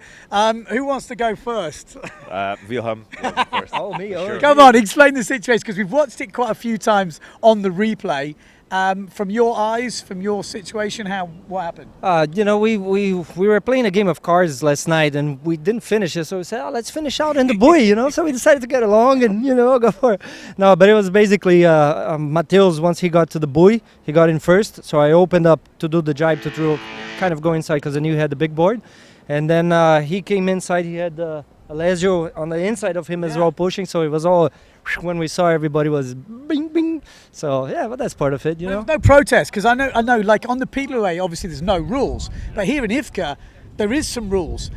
Do you know the rules? Yeah, we know the rules. Yeah, I know the rules. I didn't. I was like, well, the old sailing rule is the overlap, but then there's the fastest board, and then there's. So who was in the right? Yeah, but who do you think? I mean, it's when you are there exactly at that moment. If you say, the fastest board, of course, when you start the jibe, you're a bit slower, so a fast board can come straight to the mark there. Yes. But he won't have the right of way. But anyway, so it's. Who do you think had the right way? We got to say, just for the guys at home, Neil Pride, the Shermanator here, 0.7. Pinheiro, who do you think? Well, ask him. No, come on, I want to hear. I think I did in the beginning. Yeah, when I initiated the turn, I thought I had the. Do you know what clear the Ifca representative said? Yeah, I think so. You're out. Yeah. No, but if Really? you'd have protested, No. I thought you were out, but I was like, okay. I think the perspective that he's seeing is from this angle. If you look at the angle there where we were, I mean, basically, no, I was already initiating the turn, and he knows it. And, it's like if I was on the same situation, I know exactly that, and I've done that before. I think you were lucky that Tejas come on the inside, because Alessio would have T-boned you at And I full was already speed. flipping the sail. I would have gone straight into him because he was coming straight in. So yeah. Yeah, in my point of view, I saw some space, but suddenly I saw Alessio inside me.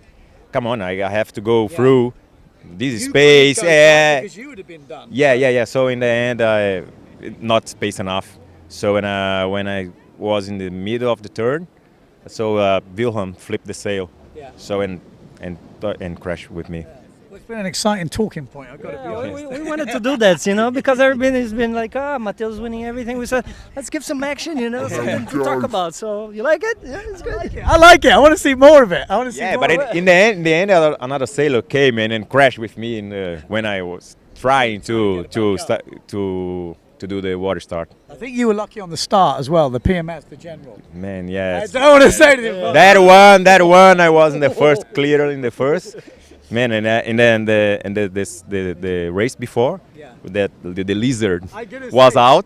The lizard was out. gonna bring him So when it canceled the race, I was in very good, in a very good position. I was going to say. He's used to Formula a lot, Formula sailing, so he likes to do the upwind start, Saw that. He came in early, crept You it were in. cheering for me. I know. Somebody told me. Oh, Cherry is Lisa. Give him a scream at the start. So he screamed, and I. But he was close, I tell Yes, you. yes, It's close when you see the replay. Early start, too much testosterone. So Some good racing today. I think you might be leading the Grand Master or near no. There's another guy. There's a very good guy, Murilo. Murillo. Murilo was fourth now. So On the 0.7. yes, I'm second in Grandmaster. Okay. Hope to go better. Okay. Okay. Okay. Well, we still got one more elimination today. I think we can have obviously more tomorrow, but the wind's going to swing round. Do you know anything about the onshore wind here? What we expect tomorrow? The specialist here is Oh, no, Schurman. but they sailed here. I never sailed here with onshore. He sailed and he said it was What do you think is going to So, happen? if the wind is strong, the sea is very choppy. It's a little bit difficult. But I don't know if it's gonna be strong for the south. Tomorrow, I mean, the forecast is not a super strong southerlies, but usually when it comes in, anything can happen, you know. Maybe for 1 hour you can have like 25 gusting to 30, even 35. So it depends how strong it comes in. It's not showing super strong, but we never know. With this spot, you never know. We wait and see. sure, it's gonna be different. So We like it. We like to mix it up. You know, we don't like it all easy. But cheers, boys. Keep it going. I like the tight racing. That's what I like. Nice one. All right, so there we go. That's a good chat with the boys, and that's from their take from actually on the water. Quite interesting, actually. I'm not sure I understand the rules anymore. It's been a long time. We're going to go back to the booth. We'll probably keep you on hold until we get the next elimination. We will be having... Yeah, they're still out there. There's still 3 minutes. 3 minutes. We're going to go back to the racing. We've got the B final coming up. Trindaji is my bet on the Gastra. Watch this space.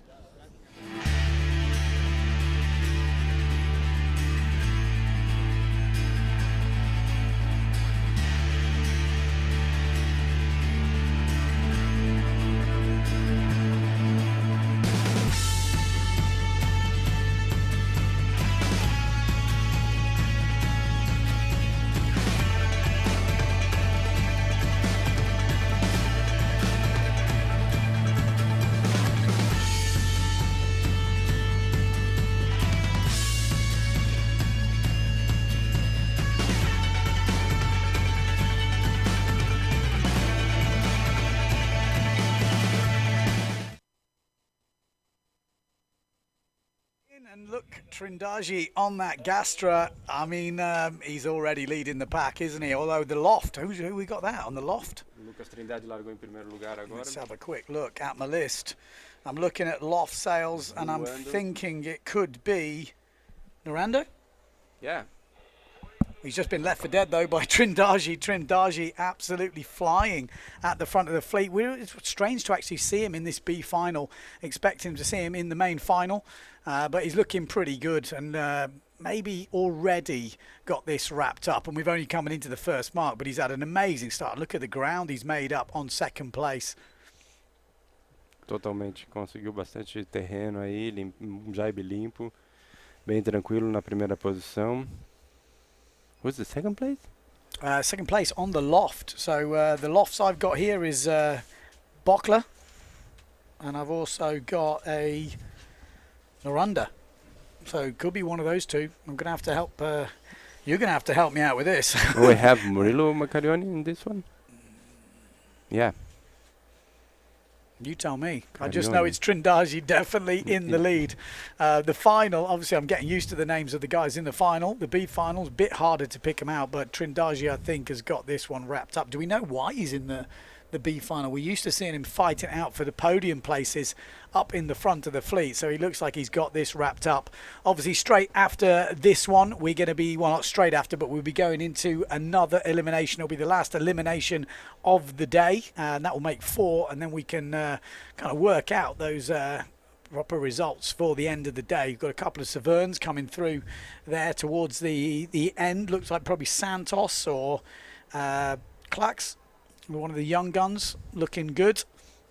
But out in front it's Trindaji, and I think he's... It's your bet, man. This will be his discard, though. I mean, a win in this runners-up final will basically be a 14th or 15th place, so he's not going to want to count that. At the moment, his results coming into this one was a 5th and a 4th. So, I mean, in the final, he's a really good sailor. So, like I say, something must have gone wrong with equipment, or maybe had a crash or something that's put him in this B final. But he's going to take it home. It's always nice to win, no matter what heat you're in. It looks like the wind drops a little bit. It does a little bit, doesn't it? That sun maybe gone down a bit, and the wind has took a little bit of a dive. We've got Frank on there, said, did you bring your wave kit to rip it up on unknown territory? There's a lot of known territory around here, which is absolutely rippable. And no, I didn't bring any gear, but I will be back. There's no doubt about it. We're going to turn it on. If you are just tuning in, this is the IFCA South American Slalom Championships. And we are here. It's a 3-day event. We had one day, the first day opened up and wind didn't really play ball, but it's come in pretty strong today. We've had offshore winds all day, bit of swell running, and we've had some great competitive heats. And we are just coming into, this is the end of the third elimination. This is the B final, or the runners-up final. So the winner of this guarantees himself a 15th spot. So a lot of these guys will not be fighting for the podium with these results. We've already had Matthias Isaac 9th in the world at the moment. He has really took it to the boys here on his home country. But Trindaji wins the B final. Like I say, he will be in the next elimination, and he'll be looking to put another single digit on his score sheet. He won't want to count any double digits if he's going to put in a podium performance. The Severn coming through. This is the Peruvian. We've got a few different. We could be Clacks, the young gun, Raoul, and then we got another Severn coming through. Peruvian 1799. That could be Santos on the other Severn, maybe. Yep. Not so easy to pick. We've got the Loft sail coming through, which is Brockler's on a Loft sail, as far as I know, and Nurajan. So that's how we're looking. We are going to be, these guys are going to be coming back to the beach. We're going to reseed for elimination 4, and then we're going to get on it. If you have been following the competition, actually, the women, there was talk about them doing 2 rounds in this, so they could be coming up next. We haven't actually had confirmation of that, but there was talk about it. If you haven't been following the competition all day, you won't know the Venezuelan Gonzalez is absolutely flying in the women's, and she has well, she's won every elimination so far. She looks really in good form, and she's brought it to all the other girls, and maybe come a little bit as a surprise, maybe. So that was really good to see. So there we go. That is the end of that runners-up final. We're just waiting to see what the next one will be up. Like I say, we are going into elimination 4 next, and that will be the last elimination of the day. This is Trindaji on that first reach. You could just see the difference in speed. He's a quick rider. He's built pretty well as well. He's obviously been down the gym a fair bit, that bloke. He's got some shoulders on him. And if you didn't see, we've had a few crashes. A Lucas agora andou muito bem nessa final B. Agora para a próxima fase de eliminação, buscando a melhor colocação possível. I'd also like to point out the competition is sponsored by Corona, which is a great sponsor. They should definitely sponsor more competitions. Cheers. I mean, it is early. It's only 4 o'clock, but we're in Brazil, so I think, as far as I know, you can drink from 12. Yeah. Not telling you which 12, but apparently that is possible. They're forcing me to drink Corona because it's a sponsor. I'm like, okay, go on then. I'll do it. Vinicius. We've been on, what we've been on? We've been on Brazilian TV today. Woohoo. Yoo-hoo. Woohoo. Yeah, we've been the Brazilian TV Woohoo. For an hour of an live. hour live for explain how the competition goes and the event and the sailors, presenting the sailors. The place, like, amazing place. Yeah, I mean, super good. I mean, just the whole coastline here is crazy, isn't it? I mean, I drove down from Florianopolis, who've just got a new airport. Actually spoke to a windsurfer who was maybe one of the guys who was involved in the whole thing. He's from Switzerland. He's off home now, but he said he saw I was here, popped down to see the event, saw it was all going on. Yeah. It was, so yeah, interesting. So we might see him somewhere at a beach. And if you don't know, Cowley Ciardi basically grew up around the corner. Cowley Ciardi, you must know who he is. If you don't, you're either very young or you don't follow wave sailing, because he is a wave sailing legend, obviously. He grew up about 30 minutes from here in Ibiraquera, which if you watch any of the videos from there, you'll know that place just goes off. PWA were there in 2007 and it was insane. Looked like an amazing competition. So if you are coming over here, it's well worth bringing all the gear, all the different sorts. I think it kind of ticks all the boxes. This is still the replay of Trindaji absolutely killing it in that runners-up final. You can just say he's shouldn't be in there. I mean, he is a finalist, definitely. If you've got any questions, let us know. Where you're watching, who's watching, where are you in the world? Obviously, we're in South America.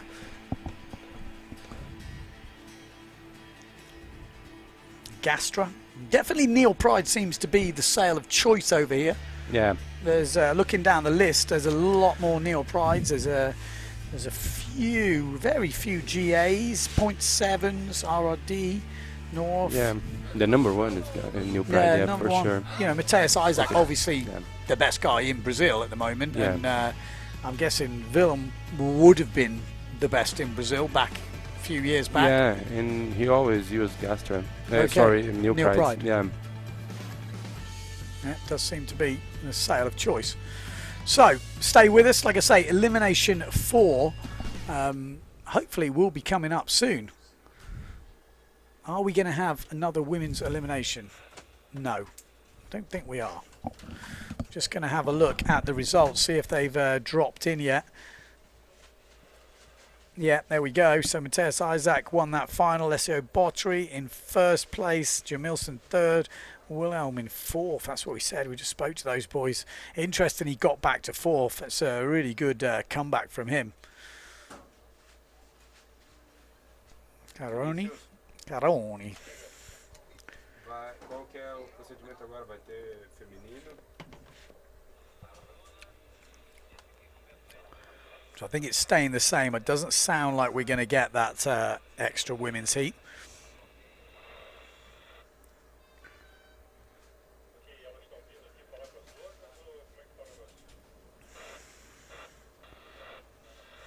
Like I say, if you are just tuning in, there has been some news yesterday from the World Sailing Association, or whatever the official name of it is, World Sailing, about the Olympic board, and it has been recommended that the RSX is out and there will be the iFoil coming in.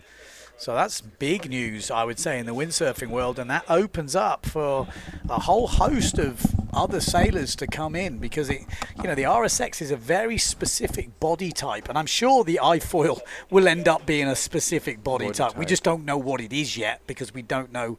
It's too early to kind of say, well, this guy on this weight is a winner. Whereas RSX, it was definitely, you had to be basically very tall and very skinny. But very light. But what's your bet, Ben? Like, you think like 80 kilos? It's an interesting one, because I guess it's going to depend on the wind, because as we've seen, in the races I've watched this year, Thomas Goya, who is very lightweight, very skinny, he's been killing it in the light winds. He does all right in the strong winds, but not quite as good. And the big guy's definitely better in the strong winds. I don't think that's going to change, but that middle... But then if the event is all light winds, obviously it's going to pay. But you're going to have some leverage. But then it depends on the foil. Yeah. It's going to... I think it's going to be nice, because it's going to give him more challenge. Like in the days that windy days, you have big guys, and then lightweight winds, you have light guys. Mix it up. It really is going to mix it up. I think it's going to mix it up. And I think because, we've seen foiling being such a fun discipline, lots of people enjoying it, from all different sort of racing backgrounds, we're going to see all those guys come together. And, I'm quite excited, actually. I think it's going to mix it up. I mean, I'm a big fan of the Olympic type style racing. I grew up doing the Olympic stuff when we were doing the longboard Mistral 1 design. I never did a RSX. It was when I decided enough was enough and decided I was going to go and learn to forward loop. And since then, I never really looked back. And then I started racing the last couple of years, and I quite enjoyed it. I mean, racing is something like we're doing here with the slalom. I'm kind of keen to be out there racing with the boys, because it doesn't matter if you're winning or if you're in 4th, 5th, 6th, 7th, 8th, 9th, 10th, whatever. You have this own little battle with whoever is around you. So you'll never really... The worst races are when you're on your own in the middle somewhere and you've got a big gap in front of you and a big gap behind you. And they're, for me, the worst races. It's like, well, it happened to me a little bit in the Deafy Wind. I got stuck in the middle. But anyway, it's exciting. Yeah, but when you get someone next to you and you're having real battles, you come into the jibe mark and you go inside and then they go around. And this is what I kind of like. We've got Andrea saying show Marconi Santos. Marconi Santos. Monica Santos. Márcio Santos. Márcio Santos. Okay, Márcio. Do we show Santos? Yeah. There's a lot of call for Santos. Santos in Brazil here is a lot of... There's a lot of people. Yeah, Let's have a look. Last names. Let's have a quick look on Facebook. Looks like... Oh, it's here. Yeah. He's racing. He's racing, that's what I mean. He wants to be shown. His friends are calling for Santos to be shown. What heat's he in? Meu marido. It's her husband. Okay. Well, he's not here. No, not here. He just told you he was coming. No, I'm joking. Yeah, he's super fast. He's in the water, like killing it.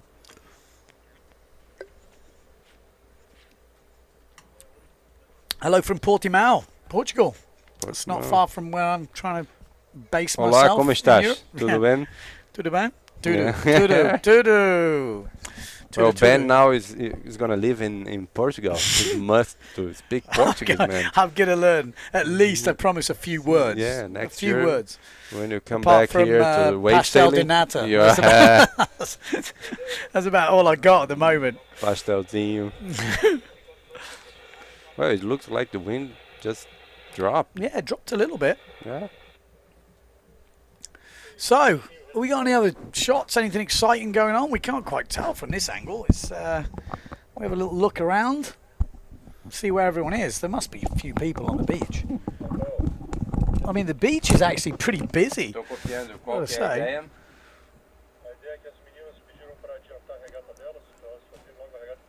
So wind has took a little bit of a... Então a próxima regata é das meninas, é isso? Still windy though. Quanto tempo? So we're just getting an update from the race officer, exactly what is going down.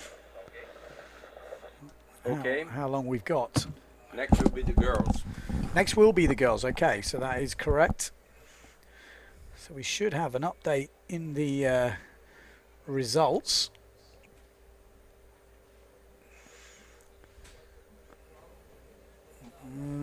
So I think it counts 2 results.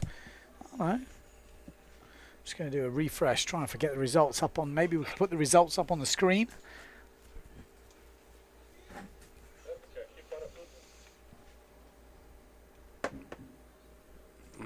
Our central wind here. So that's our wind. No. Okay, I thought we got a wind stat coming in. But, can we put these results on there? Can we ask the... He's done it before. É possível colocar o resultado das baterias até agora na tela? Okay, I'm just looking. Some of these things don't make too much sense actually, but one thing we do know is Matthias Isaac is leading.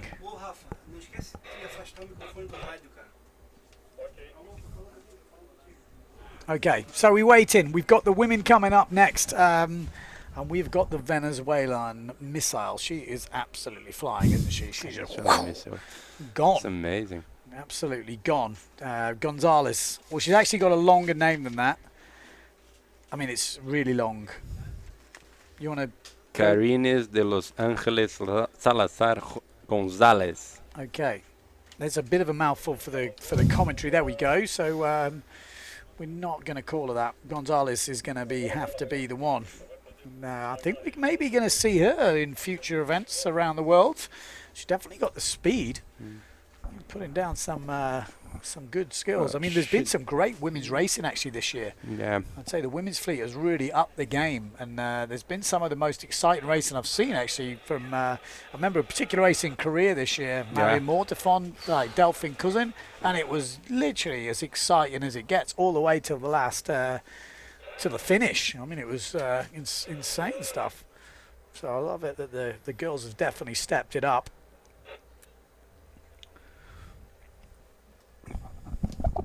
If you are just joining us, we're here in Brazil, in Ponta de Papagaio. Papagaio, which means the point of the parrot, it's basically there's a point and there's lots of parrots, and there's an island on the edge of the point, and there's with no snakes. With no snakes. Apparently, the owner earlier was saying there's no snakes, but that's why the parrots lay their eggs there, because the snakes don't eat the things. And I was out there. Well, hiking, I would say, but it's not that big. But I was climbing to the top of the mountain, and I have to say, it just felt snaky. If ever I thought there would have been a snake somewhere, it would have been there. It was kind of exciting, but I wish I'd have known before I did that there was no snakes on the island, because that would have made me a little bit less nervous. Because I generally just had this really freaky moment where I thought, oh my God, there's going to be a big, massive anaconda, because they get them in Brazil. I've seen anaconda. Yeah, in the movie. anaconda. Yeah, but this it's just in part of Amazon. Oh, not here. Not here. What do you get here? Any? Like a super anaconda, like bigger than anaconda. No, I'm joking. No, we don't have too much snakes here. No. Like normal, but not. But you don't like worry about snakes when no. you go into the bush. No. Climbing around. No. Spiders? When you're at the track, no problems. Because when I go to Australia, they basically tell you that everything there can kill you. Yeah. Everything. Yeah. Everything. Everything. Yeah. Everything can kill you. Including Even the waves. Australians. Even the Australians, exactly. But here, like where do we go somewhere where nothing can kill you? I thought that felt quite relaxing. Nothing can kill you? Well, Heaven. someone said something. Is that a red flag? I think I see a flag on the boat. We are finally going into sequence. We are there, people. We've got the women's fleet coming up. And actually, it was a pretty exciting race last time between Bazo and Gonzalez. It came right down to the end. In the end, it was Gonzalez made a mistake on the last jibe mark. Bazo came through, and then it was like, and then the Venezuelan got away. And that was fully there. Oh, Vilma Vicente is tuning in. Yeah, but I think Vicente, yeah. I think Karen's has the big gear, like big sail, bigger boards. Yeah. I think this is because Maria Bazo, it's good too, but it's a little bit light, I think. It's interesting actually. A lot of the girls coming from the RSX Olympic background. It's going to be see how they, go into the foiling. We've seen quite a few actually transition already. But it's definitely a different discipline. It's the same but different. And here we go. Start is coming up. And Bazo, no, it's not. That's Bruna, isn't it? Can we follow the start, boys? É possível botar o drone no ar? Was that the start or was that just maybe the pre-start? I mean, I'm sure we should follow the race, boys. No, it's not the start of the heat. Well, it got me all excited.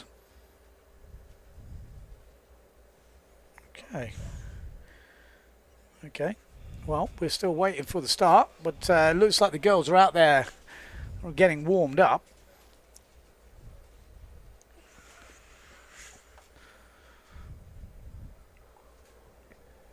It was, like I say, a bit of a stormy start today. Had a bit of rain around. Cleared up. Wind picked up. Came in pretty hard. I'm just trying to think who was standout today. I've got to mention Pedro Lorenzo. Is it Lorenzo? Yeah. He's qualified for the lower classic through the qualification. That's pretty solid stuff, man. So obviously a good wave sailor.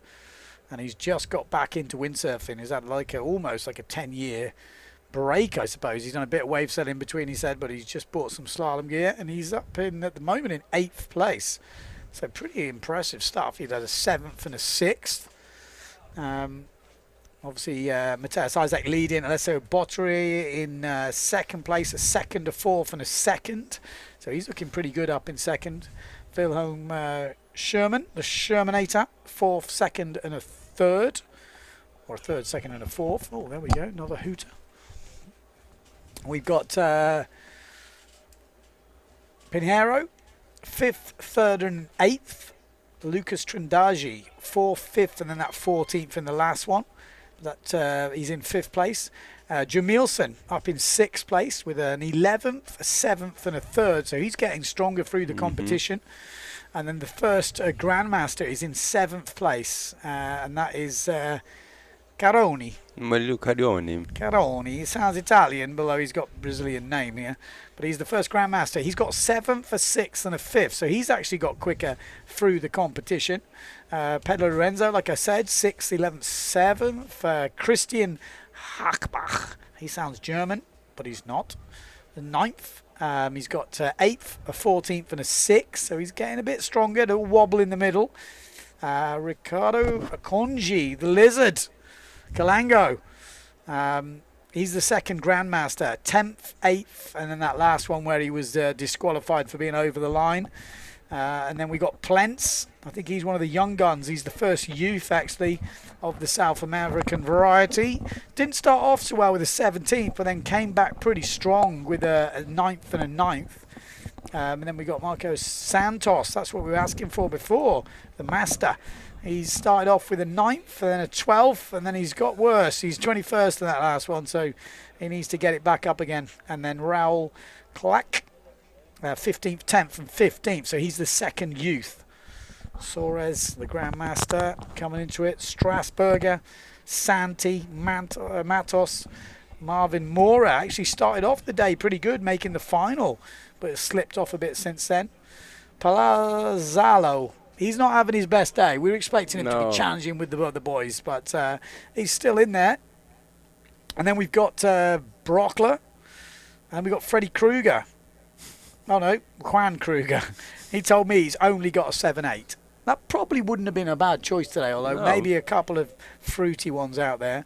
And then we got Carlos Isaac, which is Matthias Isaac's dad. And listening to Matthias, I think he likes it flat.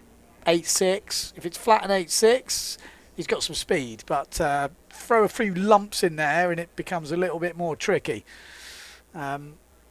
Okay, so how are we looking? We're still not seeing any flags on that boat.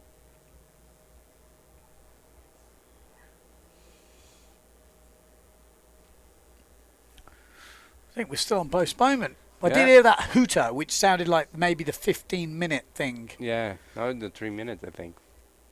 No? Yeah. I think it might have been the 15-minute on the beach, maybe. But I had to be corrected. Could do with getting a bit of... We'll get a bit of a chat from the beach, see if we can find out what's going on. It's all gone radio silence. Can we get an update from the boat? Possible? Vinícius, tudo certo aí?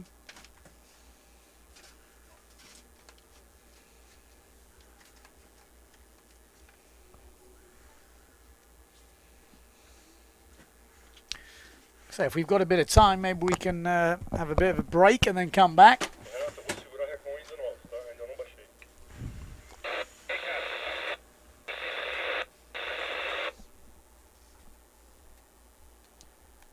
Vinícius, quanto tempo para a bateria das mulheres? A bateria das mulheres já largou. Oh, it's already. The girls are already racing. Yeah, I think that was when we saw it. No. Okay, well, I think what we're going to do is... Yeah. Let's go to the beach.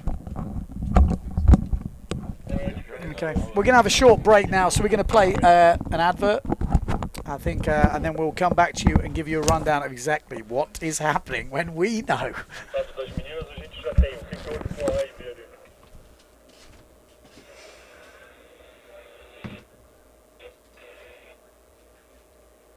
I'll bring the news, man.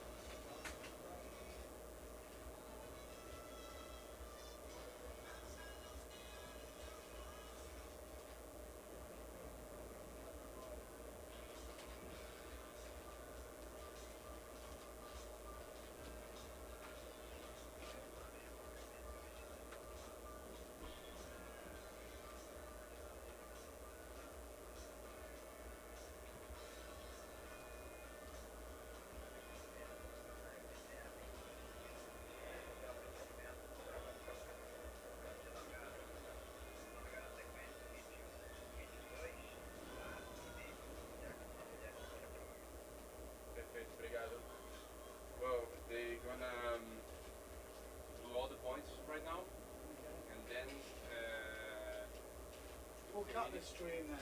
I just say, okay, we're going to just cut for now. We're going to be coming back when we have the fourth elimination. Because I think otherwise it's... They're gonna send hit A, hit 1, hit 2, and then final A, final B. Okay, no women. No women's. Are we on? Yep.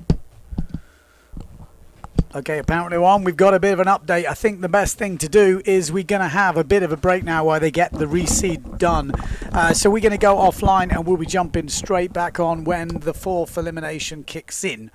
So there'll be a, 15-20 minute break, I think, now before we kick in. So anyway, thanks for tuning in, and we'll be coming back for the fourth elimination.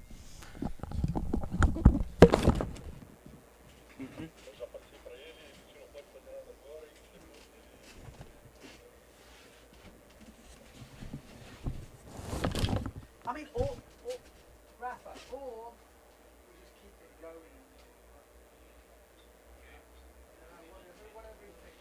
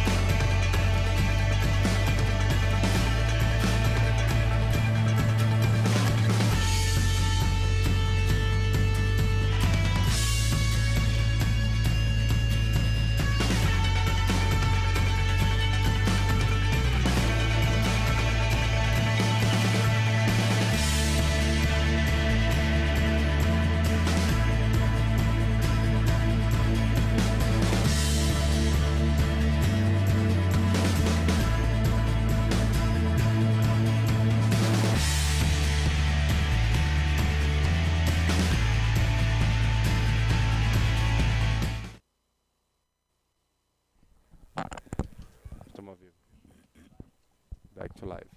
Alrighty. Already. I think we're back in. That's what I'm hearing. We have got the fourth elimination coming up. That's what I'm hearing. They're into sequence, and we are ready to rock. Who's this? This looks like Mr. Christian Hackback. 34. That is some seriously good numbers Christian's got flying on there. Looks a big old sail, that one. 2 minutes? 2 minutes. 2 minutes to go. First heat, we've got Matthias Isaac and Schlumann in the first one. The Shermanator. Caroni? Caroni. Ainda não começou, tem que focar lá no barco. Windy out there, actually. Looks like there's plenty of breeze. Peru, number 5. Is that our man, Kruger? Is that Freddie Kruger? I think it is. Freddie Kruger said he was struggling jibing. Said 7-8. He's got one sail. He's got one sail and one sail only, and it's a 7-8. He said he was fine.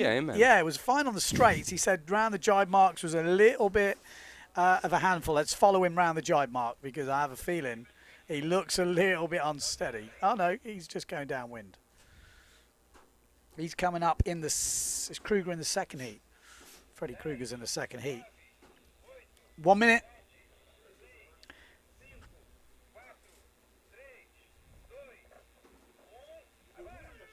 Boom. 3 minutes. Oh, 3 minutes. 3 minutes. What was the other hoots about? Are you sure? 3 minutes for the start. Yeah. Okay, well, apparently it's 3 minutes now. Are you sure? Yeah. Sure we're not started? No. Tá tudo pronto.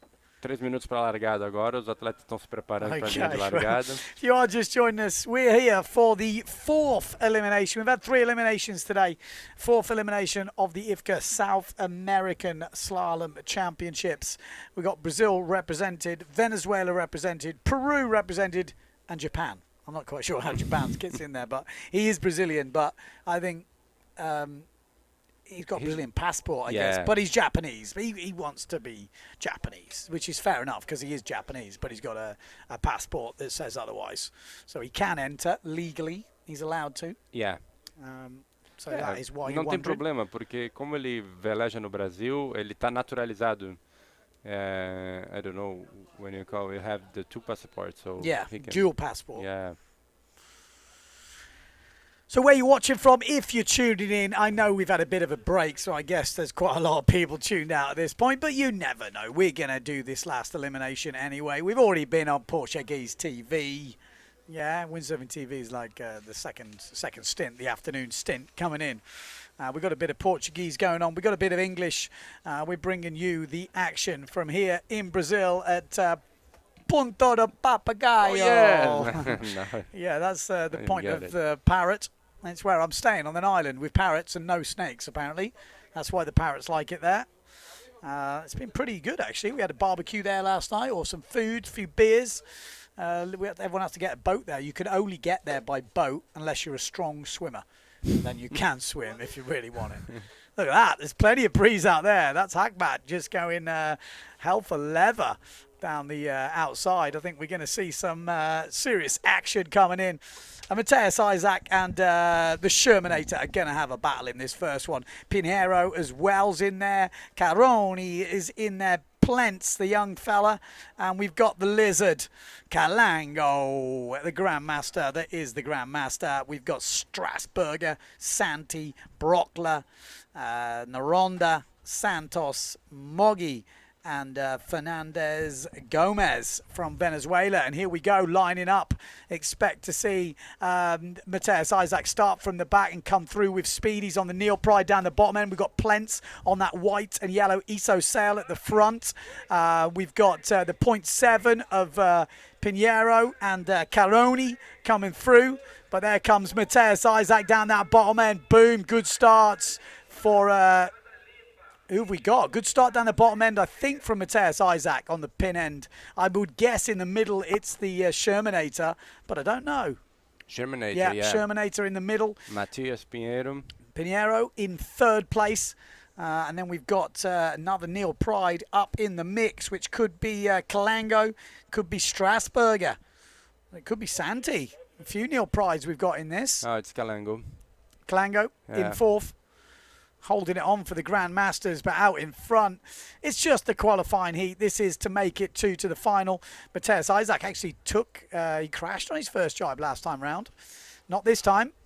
The Shermanator staying well away from Pinheiro in that. You can see the swell lines coming through, and this is going to be a difficult one to go round as the boys come round. And there we go. We lost the loft sail on the inside, which looks like Brockler, or it could have been Noranda. 7 guys will qualify for the final. There he is. I mean, he's got this unique stance because he's not the biggest of slalom racers. No. But he goes so fast. When I was racing with him in Portugal, I realised he just goes so fast through the lulls. As soon as there's a hole, that was when he was pulling out. He was pulling out in the Gus as well. I think he's in the big gear, so that's why. Yeah. The hose is going to be. He's been like on the 8.6. Yeah. And he is, he's using this event as training. He is a World Cup sailor. He's top 10 in the world at the moment, and there's very close between 7th, 8th, 9th, 10th. So he's got a bit of a fight on his hands, and I'm guessing he wants to step it up and probably finish in the top 7 for the year. That's probably where his goal is, listening to him what he said earlier. So Matthias Isaac, there we go. That's a really nice shot of Matthias leading. Better shot from the drone if we've got it, if there's a picture coming through. But coming up, we've got 2 jibe marks to go as Matthias Isaac just cruising through this race in the qualification for the final. Already round well ahead of the second place rider, and the second place rider is a solid rider, is the Shermanator. And we got Pinheiro in third.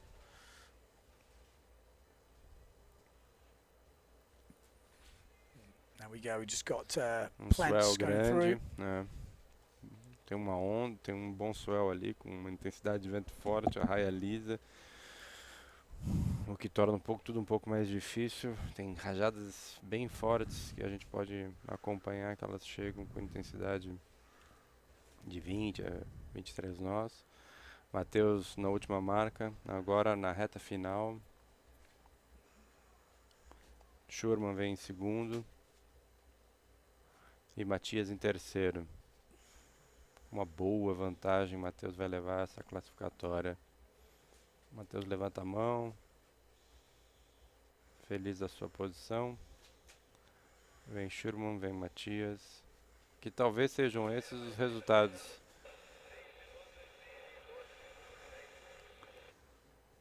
So Ben, I think Matheus Isaac, Schurman, Matias. Yeah, we knew they're going to make the final. It's going to be, they are not going to make that final. This is kind of just a little warm-up heat for them, I think. It's all about the final. Pinheiro as well, he looks, really comfortable. He got his gear, been tuning up. I think they've been up in the north of Brazil, actually, doing a bit of tuning and a bit of training.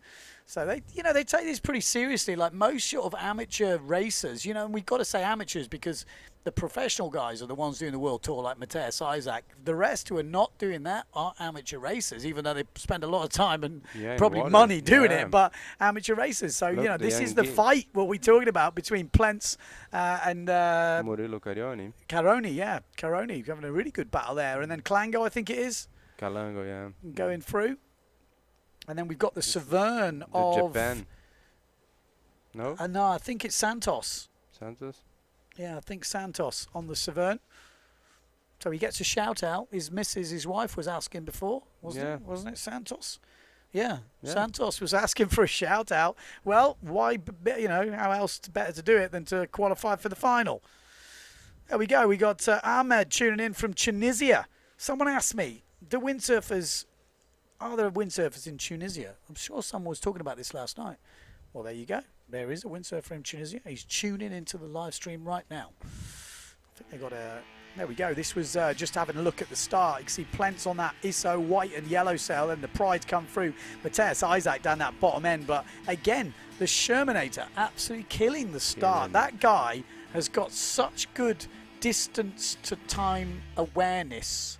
Every start he has nailed. Like he's been the best start every time. I mean, Matthias Isaac has got the speed. But I think Sherman is a very tactical sailor, like he used all the skills that he has a long time ago. Yeah, no doubt about it. Like the history in Formula, I think you must have some tactics. Is he doing a bit of foiling, or is he... No, just slalom and wave sailing. Interested to see how many people switch over to the foiling and give it a go, and how the gear's going to change over the years. I mean, with the Olympic gear now, is that stuck? That will be the foil? Because you've got to feel that foiling is such in its infancy. I think we're going to see some changes that it's... I'm kind of excited to see what happens with that. And you've got the... In Brazil, we have some sailors go to foil, but a lot of those... Not the old guys, like the masters or grandmasters, want to stay in slalom, doing Formula.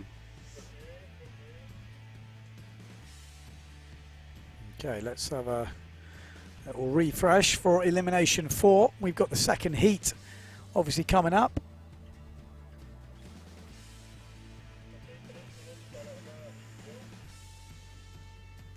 Three minutes to hit 2.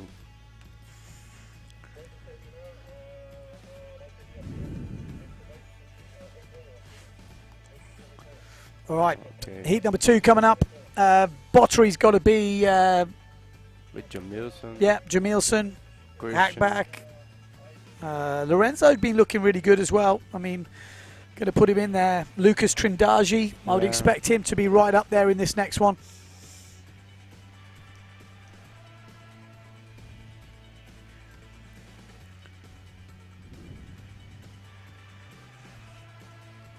This was just a replay from the race before. Obviously, Matthias Isaac cruising through down here in Brazil. We classed as South Brazil here. South Brazil, yeah. Just down from Florianopolis. Yeah. Santa Catarina, I think the area is known as. Deu pra ver que o Matheus voou nessa bateria de novo também, muito consistente, fazendo seu trabalho. Ele é um velejador de calibre mundial, então realmente muito difícil dos outros atletas conseguirem acompanhar, nível bem mais alto, mas não podemos negar que também o Schurman e o Matias chegam junto ali, estão sempre próximos. O Matheus não pode de jeito nenhum vacilar em nenhuma das suas montagens de boia. Ele pode correr o risco de que o Schurman ou o Matias passem por ele, mas realmente é um velejador de... There we go, still just seeing that replay of that final finish from Matthias Isaac. There he is, crossed the line in first place. Schumanator in second.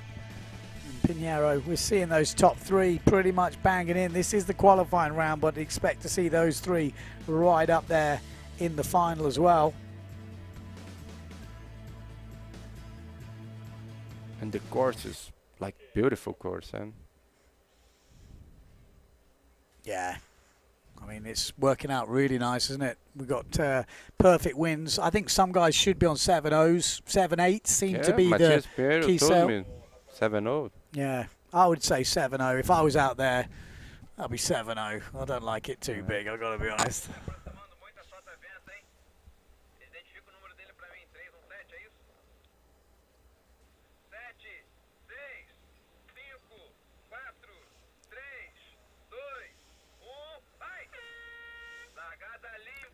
This is the start. That was the start. There we go.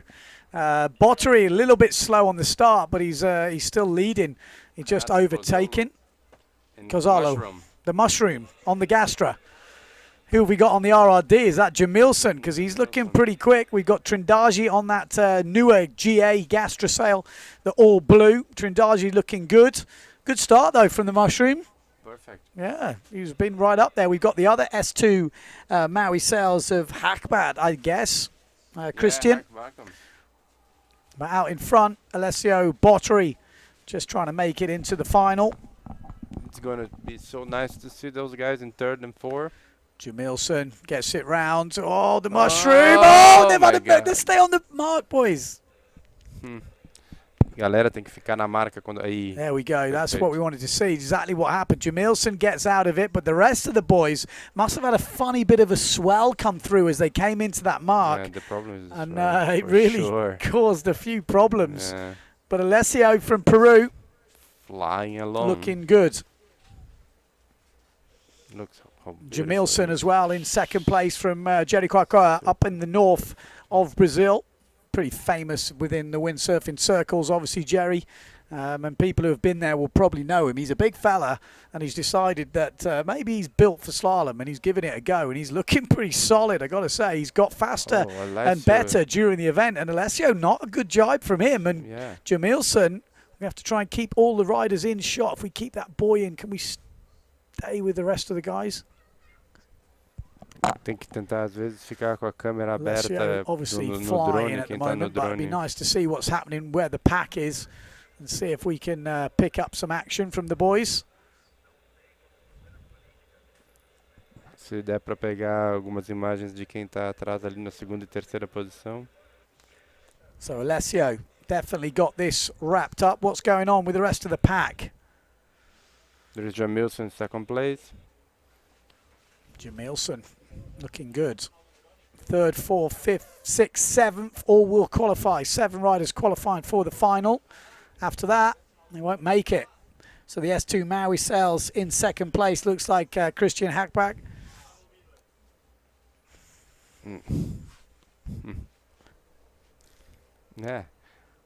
Se der para pegar o pessoal do trás ali, o Alessio que está em primeiro, deixa ele e botar umas imagens ali do pessoal que está em segundo, terceiro e quarto lugar. There we go, the mushroom. Okay. Still hanging in.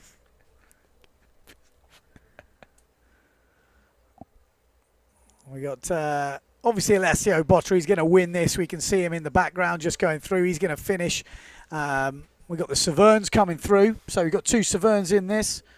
Savern riders on here. Clark. Alessio, Jamilson. Jamilson, yeah. Nice shot of Alessio. Yep. Qualifies for the final pretty easily. Jamilson is going to get second place. Makes it into the final. And then here comes the rest of them. 7 riders will make it, so 5 more. The 6th place after this won't make it. So we'll count them over the line because it looks like there's a bit of a tight bunch here. Let's go to the second S2 rider. Should be Christian Hackback makes the final. Christian, Lucas Trindade. Trindaji, yeah. So what's that, 4? Yep.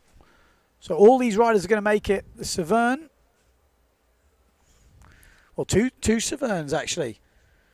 So the 2 Saverns on my list is the Peruvian Raul Clark, young rider. I actually don't have another Savern on my list. So maybe he borrowed a sail. Maybe he didn't tell us he had one. But this is the next rider will make it on the Neil Pride.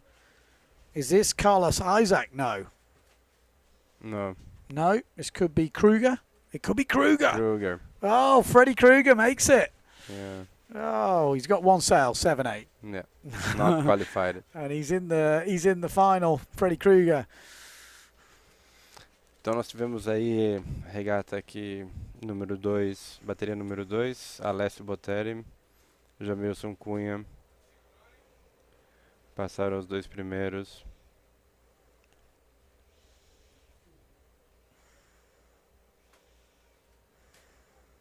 em Christian Hackbark em terceiro. O vento continua forte, nós temos aí ainda excelentes condições para o término das próximas baterias. Teremos agora final A e final B.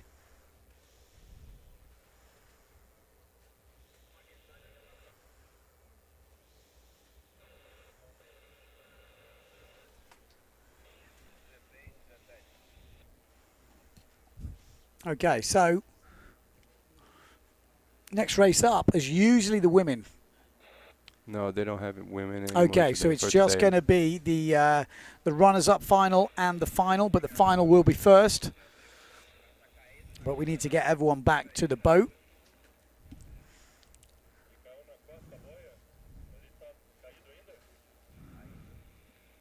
We have a sailor who fell down the buoy and still there. Who? I think Mushroom. The mushroom. The mushroom stuck on the buoy. Buoy, yeah. Why do we call him the mushroom, or shouldn't we ask? I think it's the shape of the head. At this point, I want a close-up of his head. Is that possible? Can we get a close-up of the mushroom's head? Yeah, I tell you what, it's funny when you come to these countries, you realise that they've all got nicknames. There's literally everybody in this fleet has a nickname, and I guess some of them be translated that well. Some of them can, and some of them are just obvious. Now the mushroom could be obvious if only we could see. In fact, we can see, because on the IFCA site you see pictures. Let me have a look at this. Where's the mushroom? What's his name? Where's the mushroom?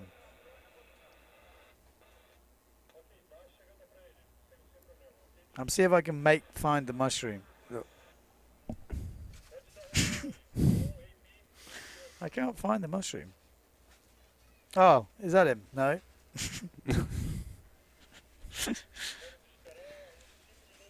Where's the mushroom? He's not even in. Huh? No.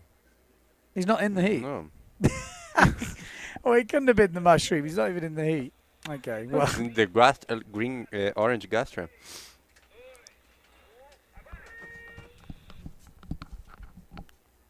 It's at 3 minutes. Okay, can we have a look at the start boat, please? Can we get the cameras on the start boat? We might need a Portuguese translator.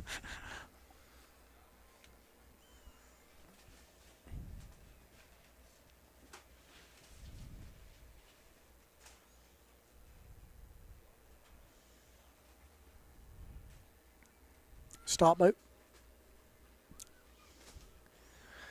Nós estamos esperando agora para a próxima bateria. As câmeras na largada. Vendo quem está na So we're just getting B. obviously waiting for that heat to update for the official final. Esperando But we esse can momento. see Santi, Calango's in there, Caroni, Plents, Carioni. Carioni. Are you sure he's Italian? He's not, is he? He's living Brazilian. I'll have a look at the picture. He looks Italian, to be fair. Caroni. How the Italians out there? Come on, give us a shout out. Where is the mushroom man? He's stuck in the buoy.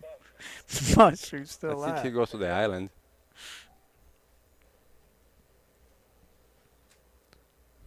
What's the mushroom's name? He's here.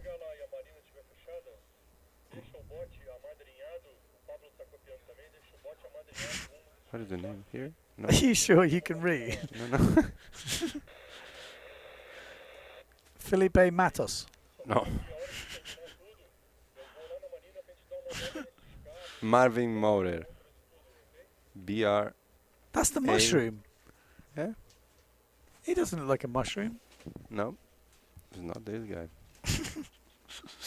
If you are just joining us, we're just working out nicknames by looking at the pictures. It's not working out so well at the moment. We're just waiting for them to update the final as we go into the final of this fourth elimination. And the wind pick up. And the wind hopefully is going to pick up to storm force, and we're going to have some big old crashes going down. Tomorrow we're expecting south wind, offshore, super strong. Well, just to give you an update of the women's results, first place in the last one, guess who it was? Oh, Gonzalez. She has absolutely killed it today. 4 first places, discarding a 4th on 2.1 points. Bruno Mello looking really good, actually. Came in 2nd in the last one. And she puts in a good performance today. 2 second places, 2 thirds. So she's up in 2nd place with 7 points. And Maria Bazo in 3rd place. Started off with that bad result, 5th for her. And then 2 second places looking good, but 4th in the last one. And it was Prada that got in between the youth with a 3rd place. So she's had a pretty solid day as well. 2 3rd places and 2 4ths. So it's pretty close in the women. Rosanna Ferreira, the doctor.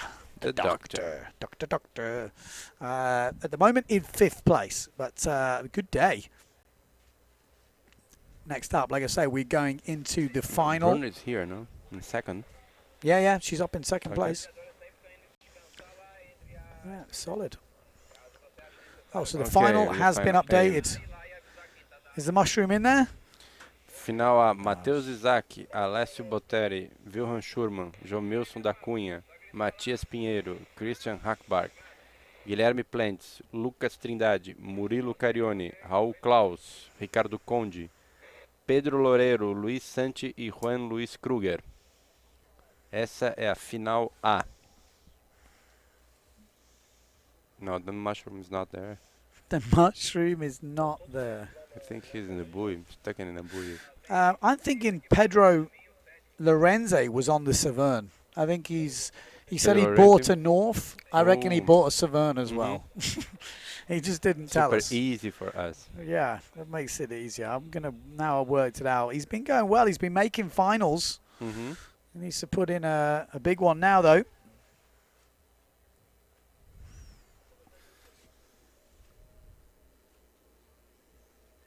Ok. Comunelo, não cogumelo. Ok. Where are we looking? Alexander. Comunello. Was it spelt wrong, or are we just pronouncing it wrong? Alexander Soares here. With the Gastra. Alexander Soares. Oh, it's just different on the list. Yeah. But the nickname is Cogumelo. What? The nickname is Cogumelo. Oh, Comello. Comunelo. Comunello. Yeah. What's the nickname mean? Mushroom. Mushroom. Yeah. It sounds like cogumelo here in Brazil. It's kind of mushroom, you know. Comunelo. Comunelo is the right last name. Okay. Alexandre Soares Comunelo. Okay. So, yeah, maybe it didn't fit on, but there's a couple of long Sorry, names. people. Comunelo. Yeah, I think the lists here are only made for 2 names. Yeah. And the problem is in South America, everyone seems to have about 5 of them. Yeah. Difficult. But Comunelo was in good. He's racing good, and yeah. I don't know what happened. He fell down or Comunello had good speed. Well, it's going to be all about the final. We should be getting in as the riders make their way to the start.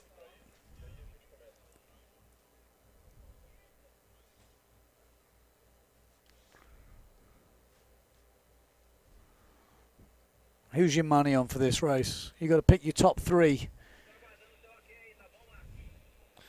Well, in the final A, Yes, final A, top 3. Matheus Isaac, Alessio, and Shermanator. That's your top 3 in 1, 2, 3. Yeah. Maybe Jamilson's going to come through with the goods. He's been getting faster and faster. But I think all those 3 guys like Matheus, Alessio, and Sherman are super faster. Yeah, maybe you're right. Pinheiro? Maybe. Ooh, will there be an upset in this final element of the day for elimination? But if I see from today, I think those guys, the most fastest guys today was by far Matheus, and for sure the second is Schurman, Alessio. Yeah. they have a different speed. You can see it. I'm going to put money on Pinheiro Pinheiro. coming in the mix, pushing through like a juggernaut. You don't have nothing to lose. Yeah. He's going. The thing is, it's hard, isn't it, to pick someone who's not going to be there? Because you can't pick the Shermanator not to be there. Not really. I mean, he should be there. And then Alessio, again, if he's on the start, he's there. So then you're right, it is difficult. I think you might have nailed it already. You've took the... There we go, flags down. Well, one flag's down. They need to put the class flag up. Mushroom. So that's why he's called the mushroom, not because the shape of his head. No, because the last name is Comunelo. Like the name here, Cogumelo in Brazil, is mushroom. That's what mushroom is. Common. If I want mushroom on my pizza. No, you're gonna ask cogumelo. Cogumelo. Yeah, different from comunelo. Okay. Welcome to the Portuguese lesson. Yeah. With Rafa and Ben Prophet. Here we go. Learning every day. Any good Portuguese words I should know? He's a local here. Oh, Comunelo really? is a local here. He knows all the mushroom fields. Yeah.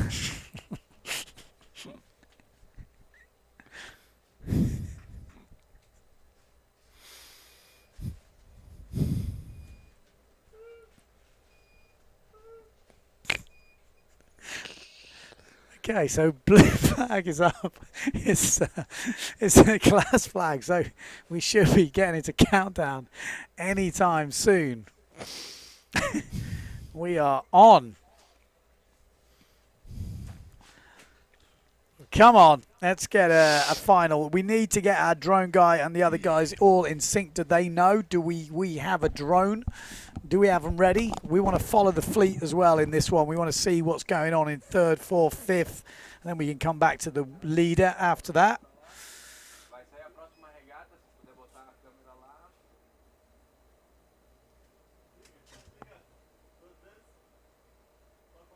Okay, so we're just making sure a few things are all ready to rock. It's been quite a long day in the end here in the office, so to speak.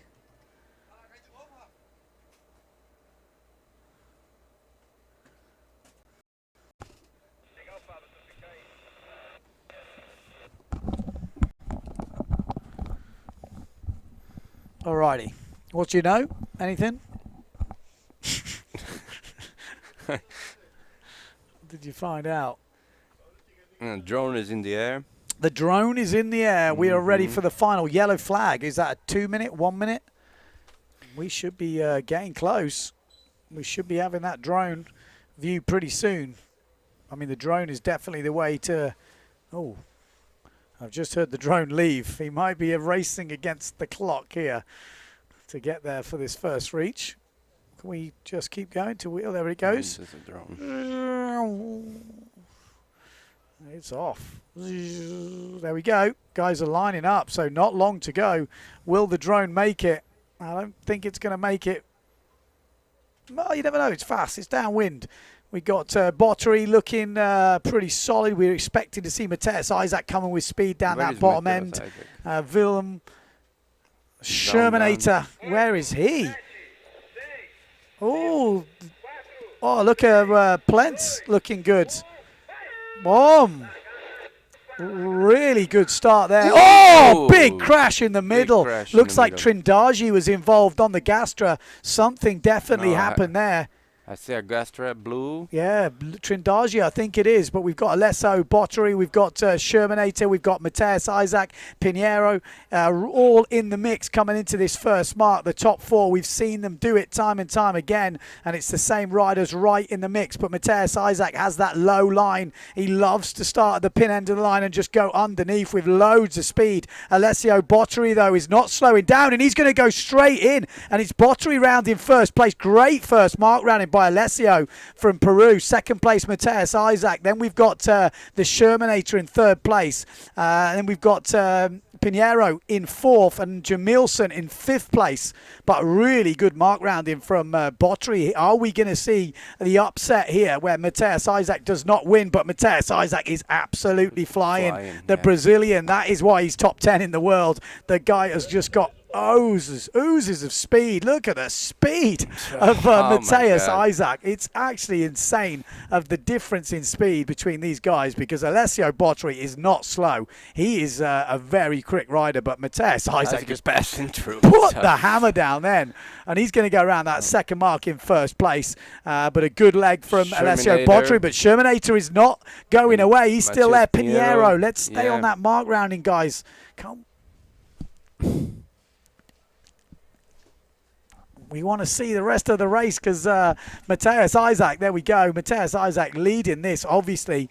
But there's a real big battle going on for second place between the Shermanator and Alessio Botry. So at the end of this jibe mark, we want to tell our crew to just stay on this mark. That's what we want, because we want to see the mark rounding from all the boys. Here we go. So Matthias Isaac rounding first place. It's still Botry in second. Shermanator going through on the inside. A little bit loose on that jibe mark. Pinheiro is pretty much 4th on his own, and then Jamilson is 5th. And he'll probably have someone in this sights, but he's going to need a mistake from the top guys. Plents and the S2 of Hackback in just behind in 6th and 7th, or 5th and 6th.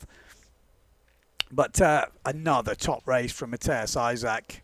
Crazy to just see the difference in speed. When he wanted to put the hammer down, he was just so quick. And he's round the last jibe mark. Real nice jibe from Matthias Isaac. But Alessio has left an open gap here, and the Shermanator is going to be difficult to take out here. It's going to be Wilhelm Sherman. The Shermanator has just dealt with Alessio Botry on this last reach, and he's going to sit on him now. Just give him dirty air. And that has been a great race from the Brazilian in second place to hold off the Peruvian. And it's still going on, isn't it? All the way to the line. Matteo Giacchino wins it. Matthias Isaac wins it, but a great race from the Shermanator in second. Botry will be gutted to end up third. So a mistake from him on that last mark. And then Pinheiro in 4th place. 5th place last time we looked, it was going to be Jamilson.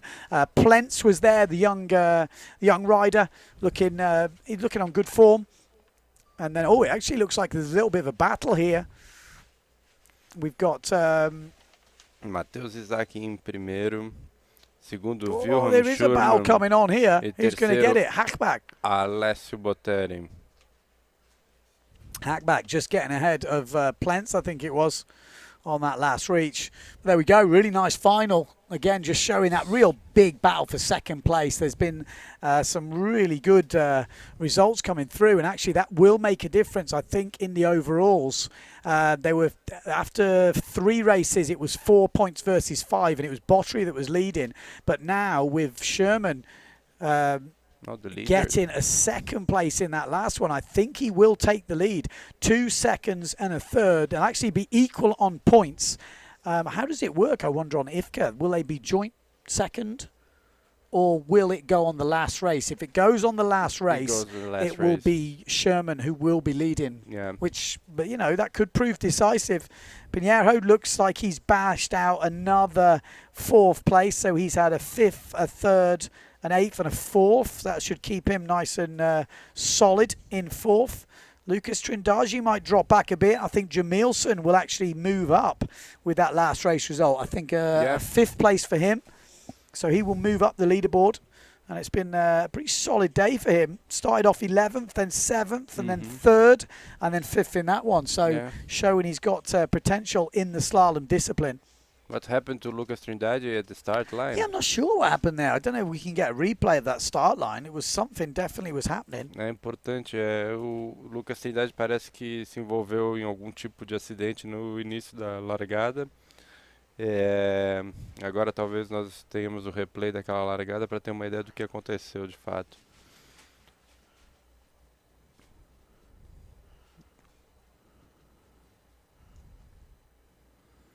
Matheus realmente mostrou para que veio, ele demais. O Alessio Botry passou na primeira boia, tocando muito forte. Mas o Matheus veio, conseguiu ganhar velocidade o suficiente, fechou o gap, acelerou o máximo possível e passou Alessio como se ele tivesse parado. E Alessio é um velejador muito rápido, o que mostra que realmente o Matheus tá com tudo, tá muito veloz, muito consistente, não erra nas boias, não tem problema nenhum com relação à escolha do seu equipamento. E na boia final, na disputa final, foi interessante de ver como o Wilhelm, com toda a técnica, conseguiu uma excelente colocação, sendo segundo colocado e deixando o Alessio para terceiro. Foi uma disputa interessante de assistir. Eu acho que esses três nomes aí, Alessio, Wilhelm e Schurman, são os possíveis campeões, mas até lá tudo pode acontecer. So there we go. We're getting ready for the runners-up final of Elimination 4. This will be the last heat of the day. We'll be packing up. And we'll be getting ready for, well, day number 3, the final day, coming up tomorrow. Wind is going to swing round. It's going to be a whole lot of difference than today. That is for sure. You'll see a lot more chop on the water. We're going to see some probably pretty big shore break, I would guess, if today's anything to go by. Yeah.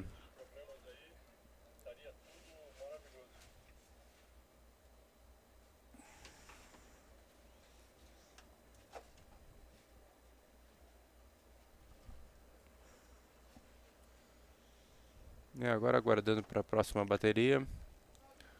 Vamos fazer um refresh para saber qual que é a próxima bateria.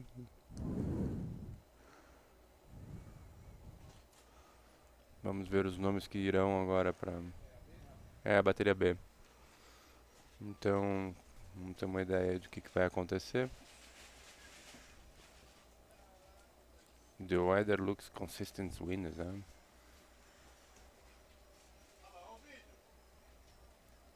Okay, can we have a look at the start boat? Will just give us an idea of what's going on. Mm-hmm.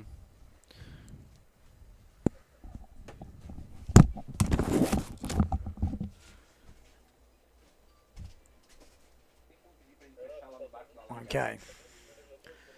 This is don't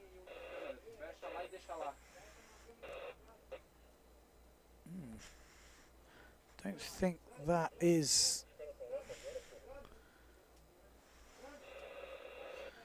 the B final we're looking at, actually. I think there is a different one. I think he's... I think that might be the one from Elimination 3. Elimination 3, yeah. I think. I don't know. I'm just going to reset my scores just to make sure. Oh, no, it's changed. Yeah. Yeah, no, that's right. My one was a little bit delayed for some reason. This is Comunello. So we've got Comunello in this. Mm-hmm. With Carlos Alberto Isaacs, with Mateus' dad. Emilio Strasberger. He's a good sailor. Bazzalo. 30 seconds for the start. Oh, 30 seconds. Till the start or the start? Till the start.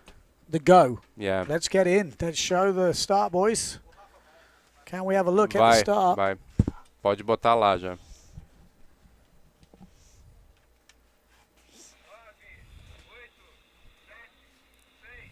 Expecting to see him flying in from that left-hand side. Here we go. Is that the mushroom? Start, yeah. Coronello. We got a couple of Severns in this. 3 guys only. Oh, just 3 guys? Mm-hmm. Everyone else is done. It's been a long day. Yeah. I mean, it's pretty hard work out there. So who have we got in the lead? The lead, Emilio. Emilio's in the lead. Strasberger. Yeah. Comunello on the Gastra. Yeah. So it looks like Strasberger has got this one. Nice looking lead coming into the first mark, but we know it's definitely not all over. There's some big lumps in this. Oh, Comunello is there. Yeah, Comunello on the Gastra in 3rd place. So Strasberger leading. Then we've got the Severn on the other side of it. So the riders I've got down for Severn is Raoul Clack. Is he in this? I think he might have been in the final, actually. So we've got another Severn rider, Santos. Marcio Santos. Márcio Santos. I think he's the only other guy I've got down on a Severn. So I think that's Santos in second place. Strasburger. Looking pretty solid. Yeah. Looks windy out there, doesn't it? I mean, it's an offshore wind. When you can see the white caps like that on an offshore wind, there is plenty of breeze out there, and you can see Strasburger's looking 23, 25. a little bit loose. 23, 25 knots of gusts.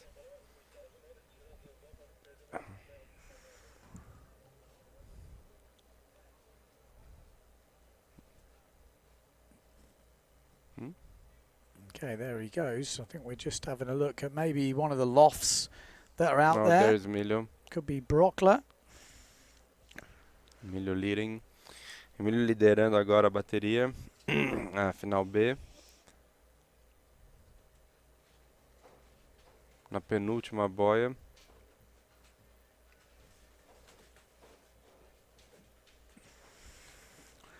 Ooh, little wide jibe there, but it doesn't matter.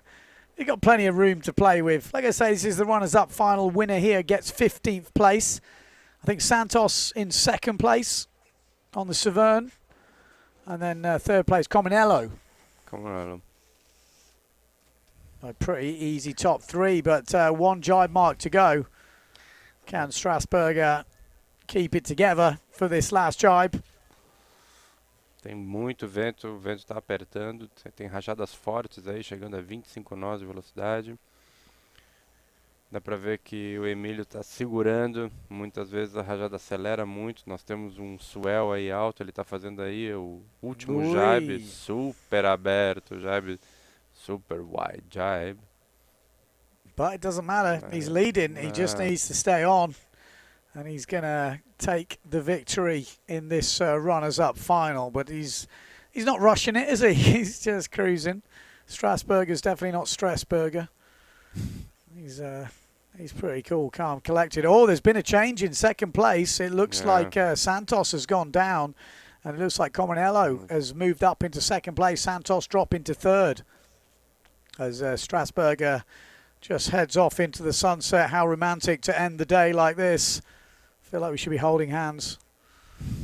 This is beautiful. This is like the end of a movie, isn't it? As he sails off into the sunset. Boom. There we go. Check a flag for Strasburger. Pretty windy down there. You can see the breeze. Whoa, who's out on the loft? They are fighting. It looks like there's a bit of a close battle going on here. Maybe they've closed up. Santos and Cominello. Cominello's on the Gastra. Santos on the Severn. Who is it going to be coming out of the mist? I think it's Cominello or Pozzolo, because they say they have the same sail. Oh, okay. Like the same.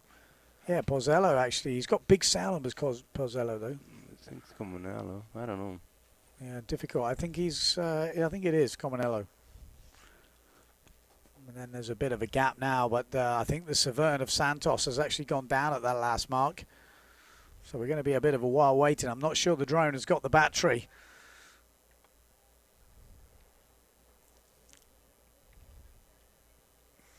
Well, I'd say that pretty much wraps it up. We're going to have to move the drone, I guess, back in. But there is a Severn coming out from the distance.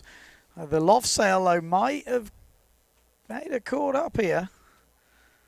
Interesting to see who's made it. I'd say that looks like a loft. Yeah.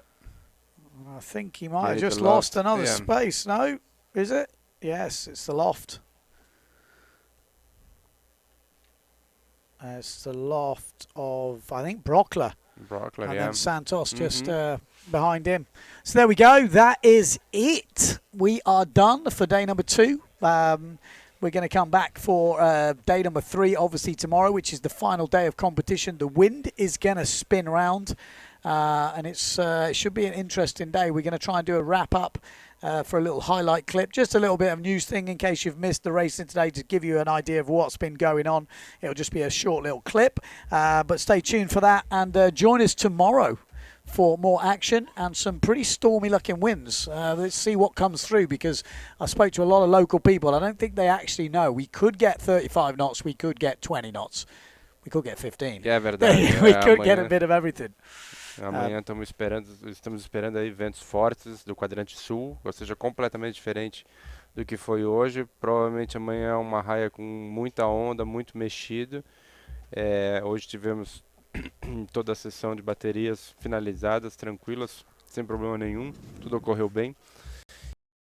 E amanhã voltaremos a partir das 10 horas da manhã.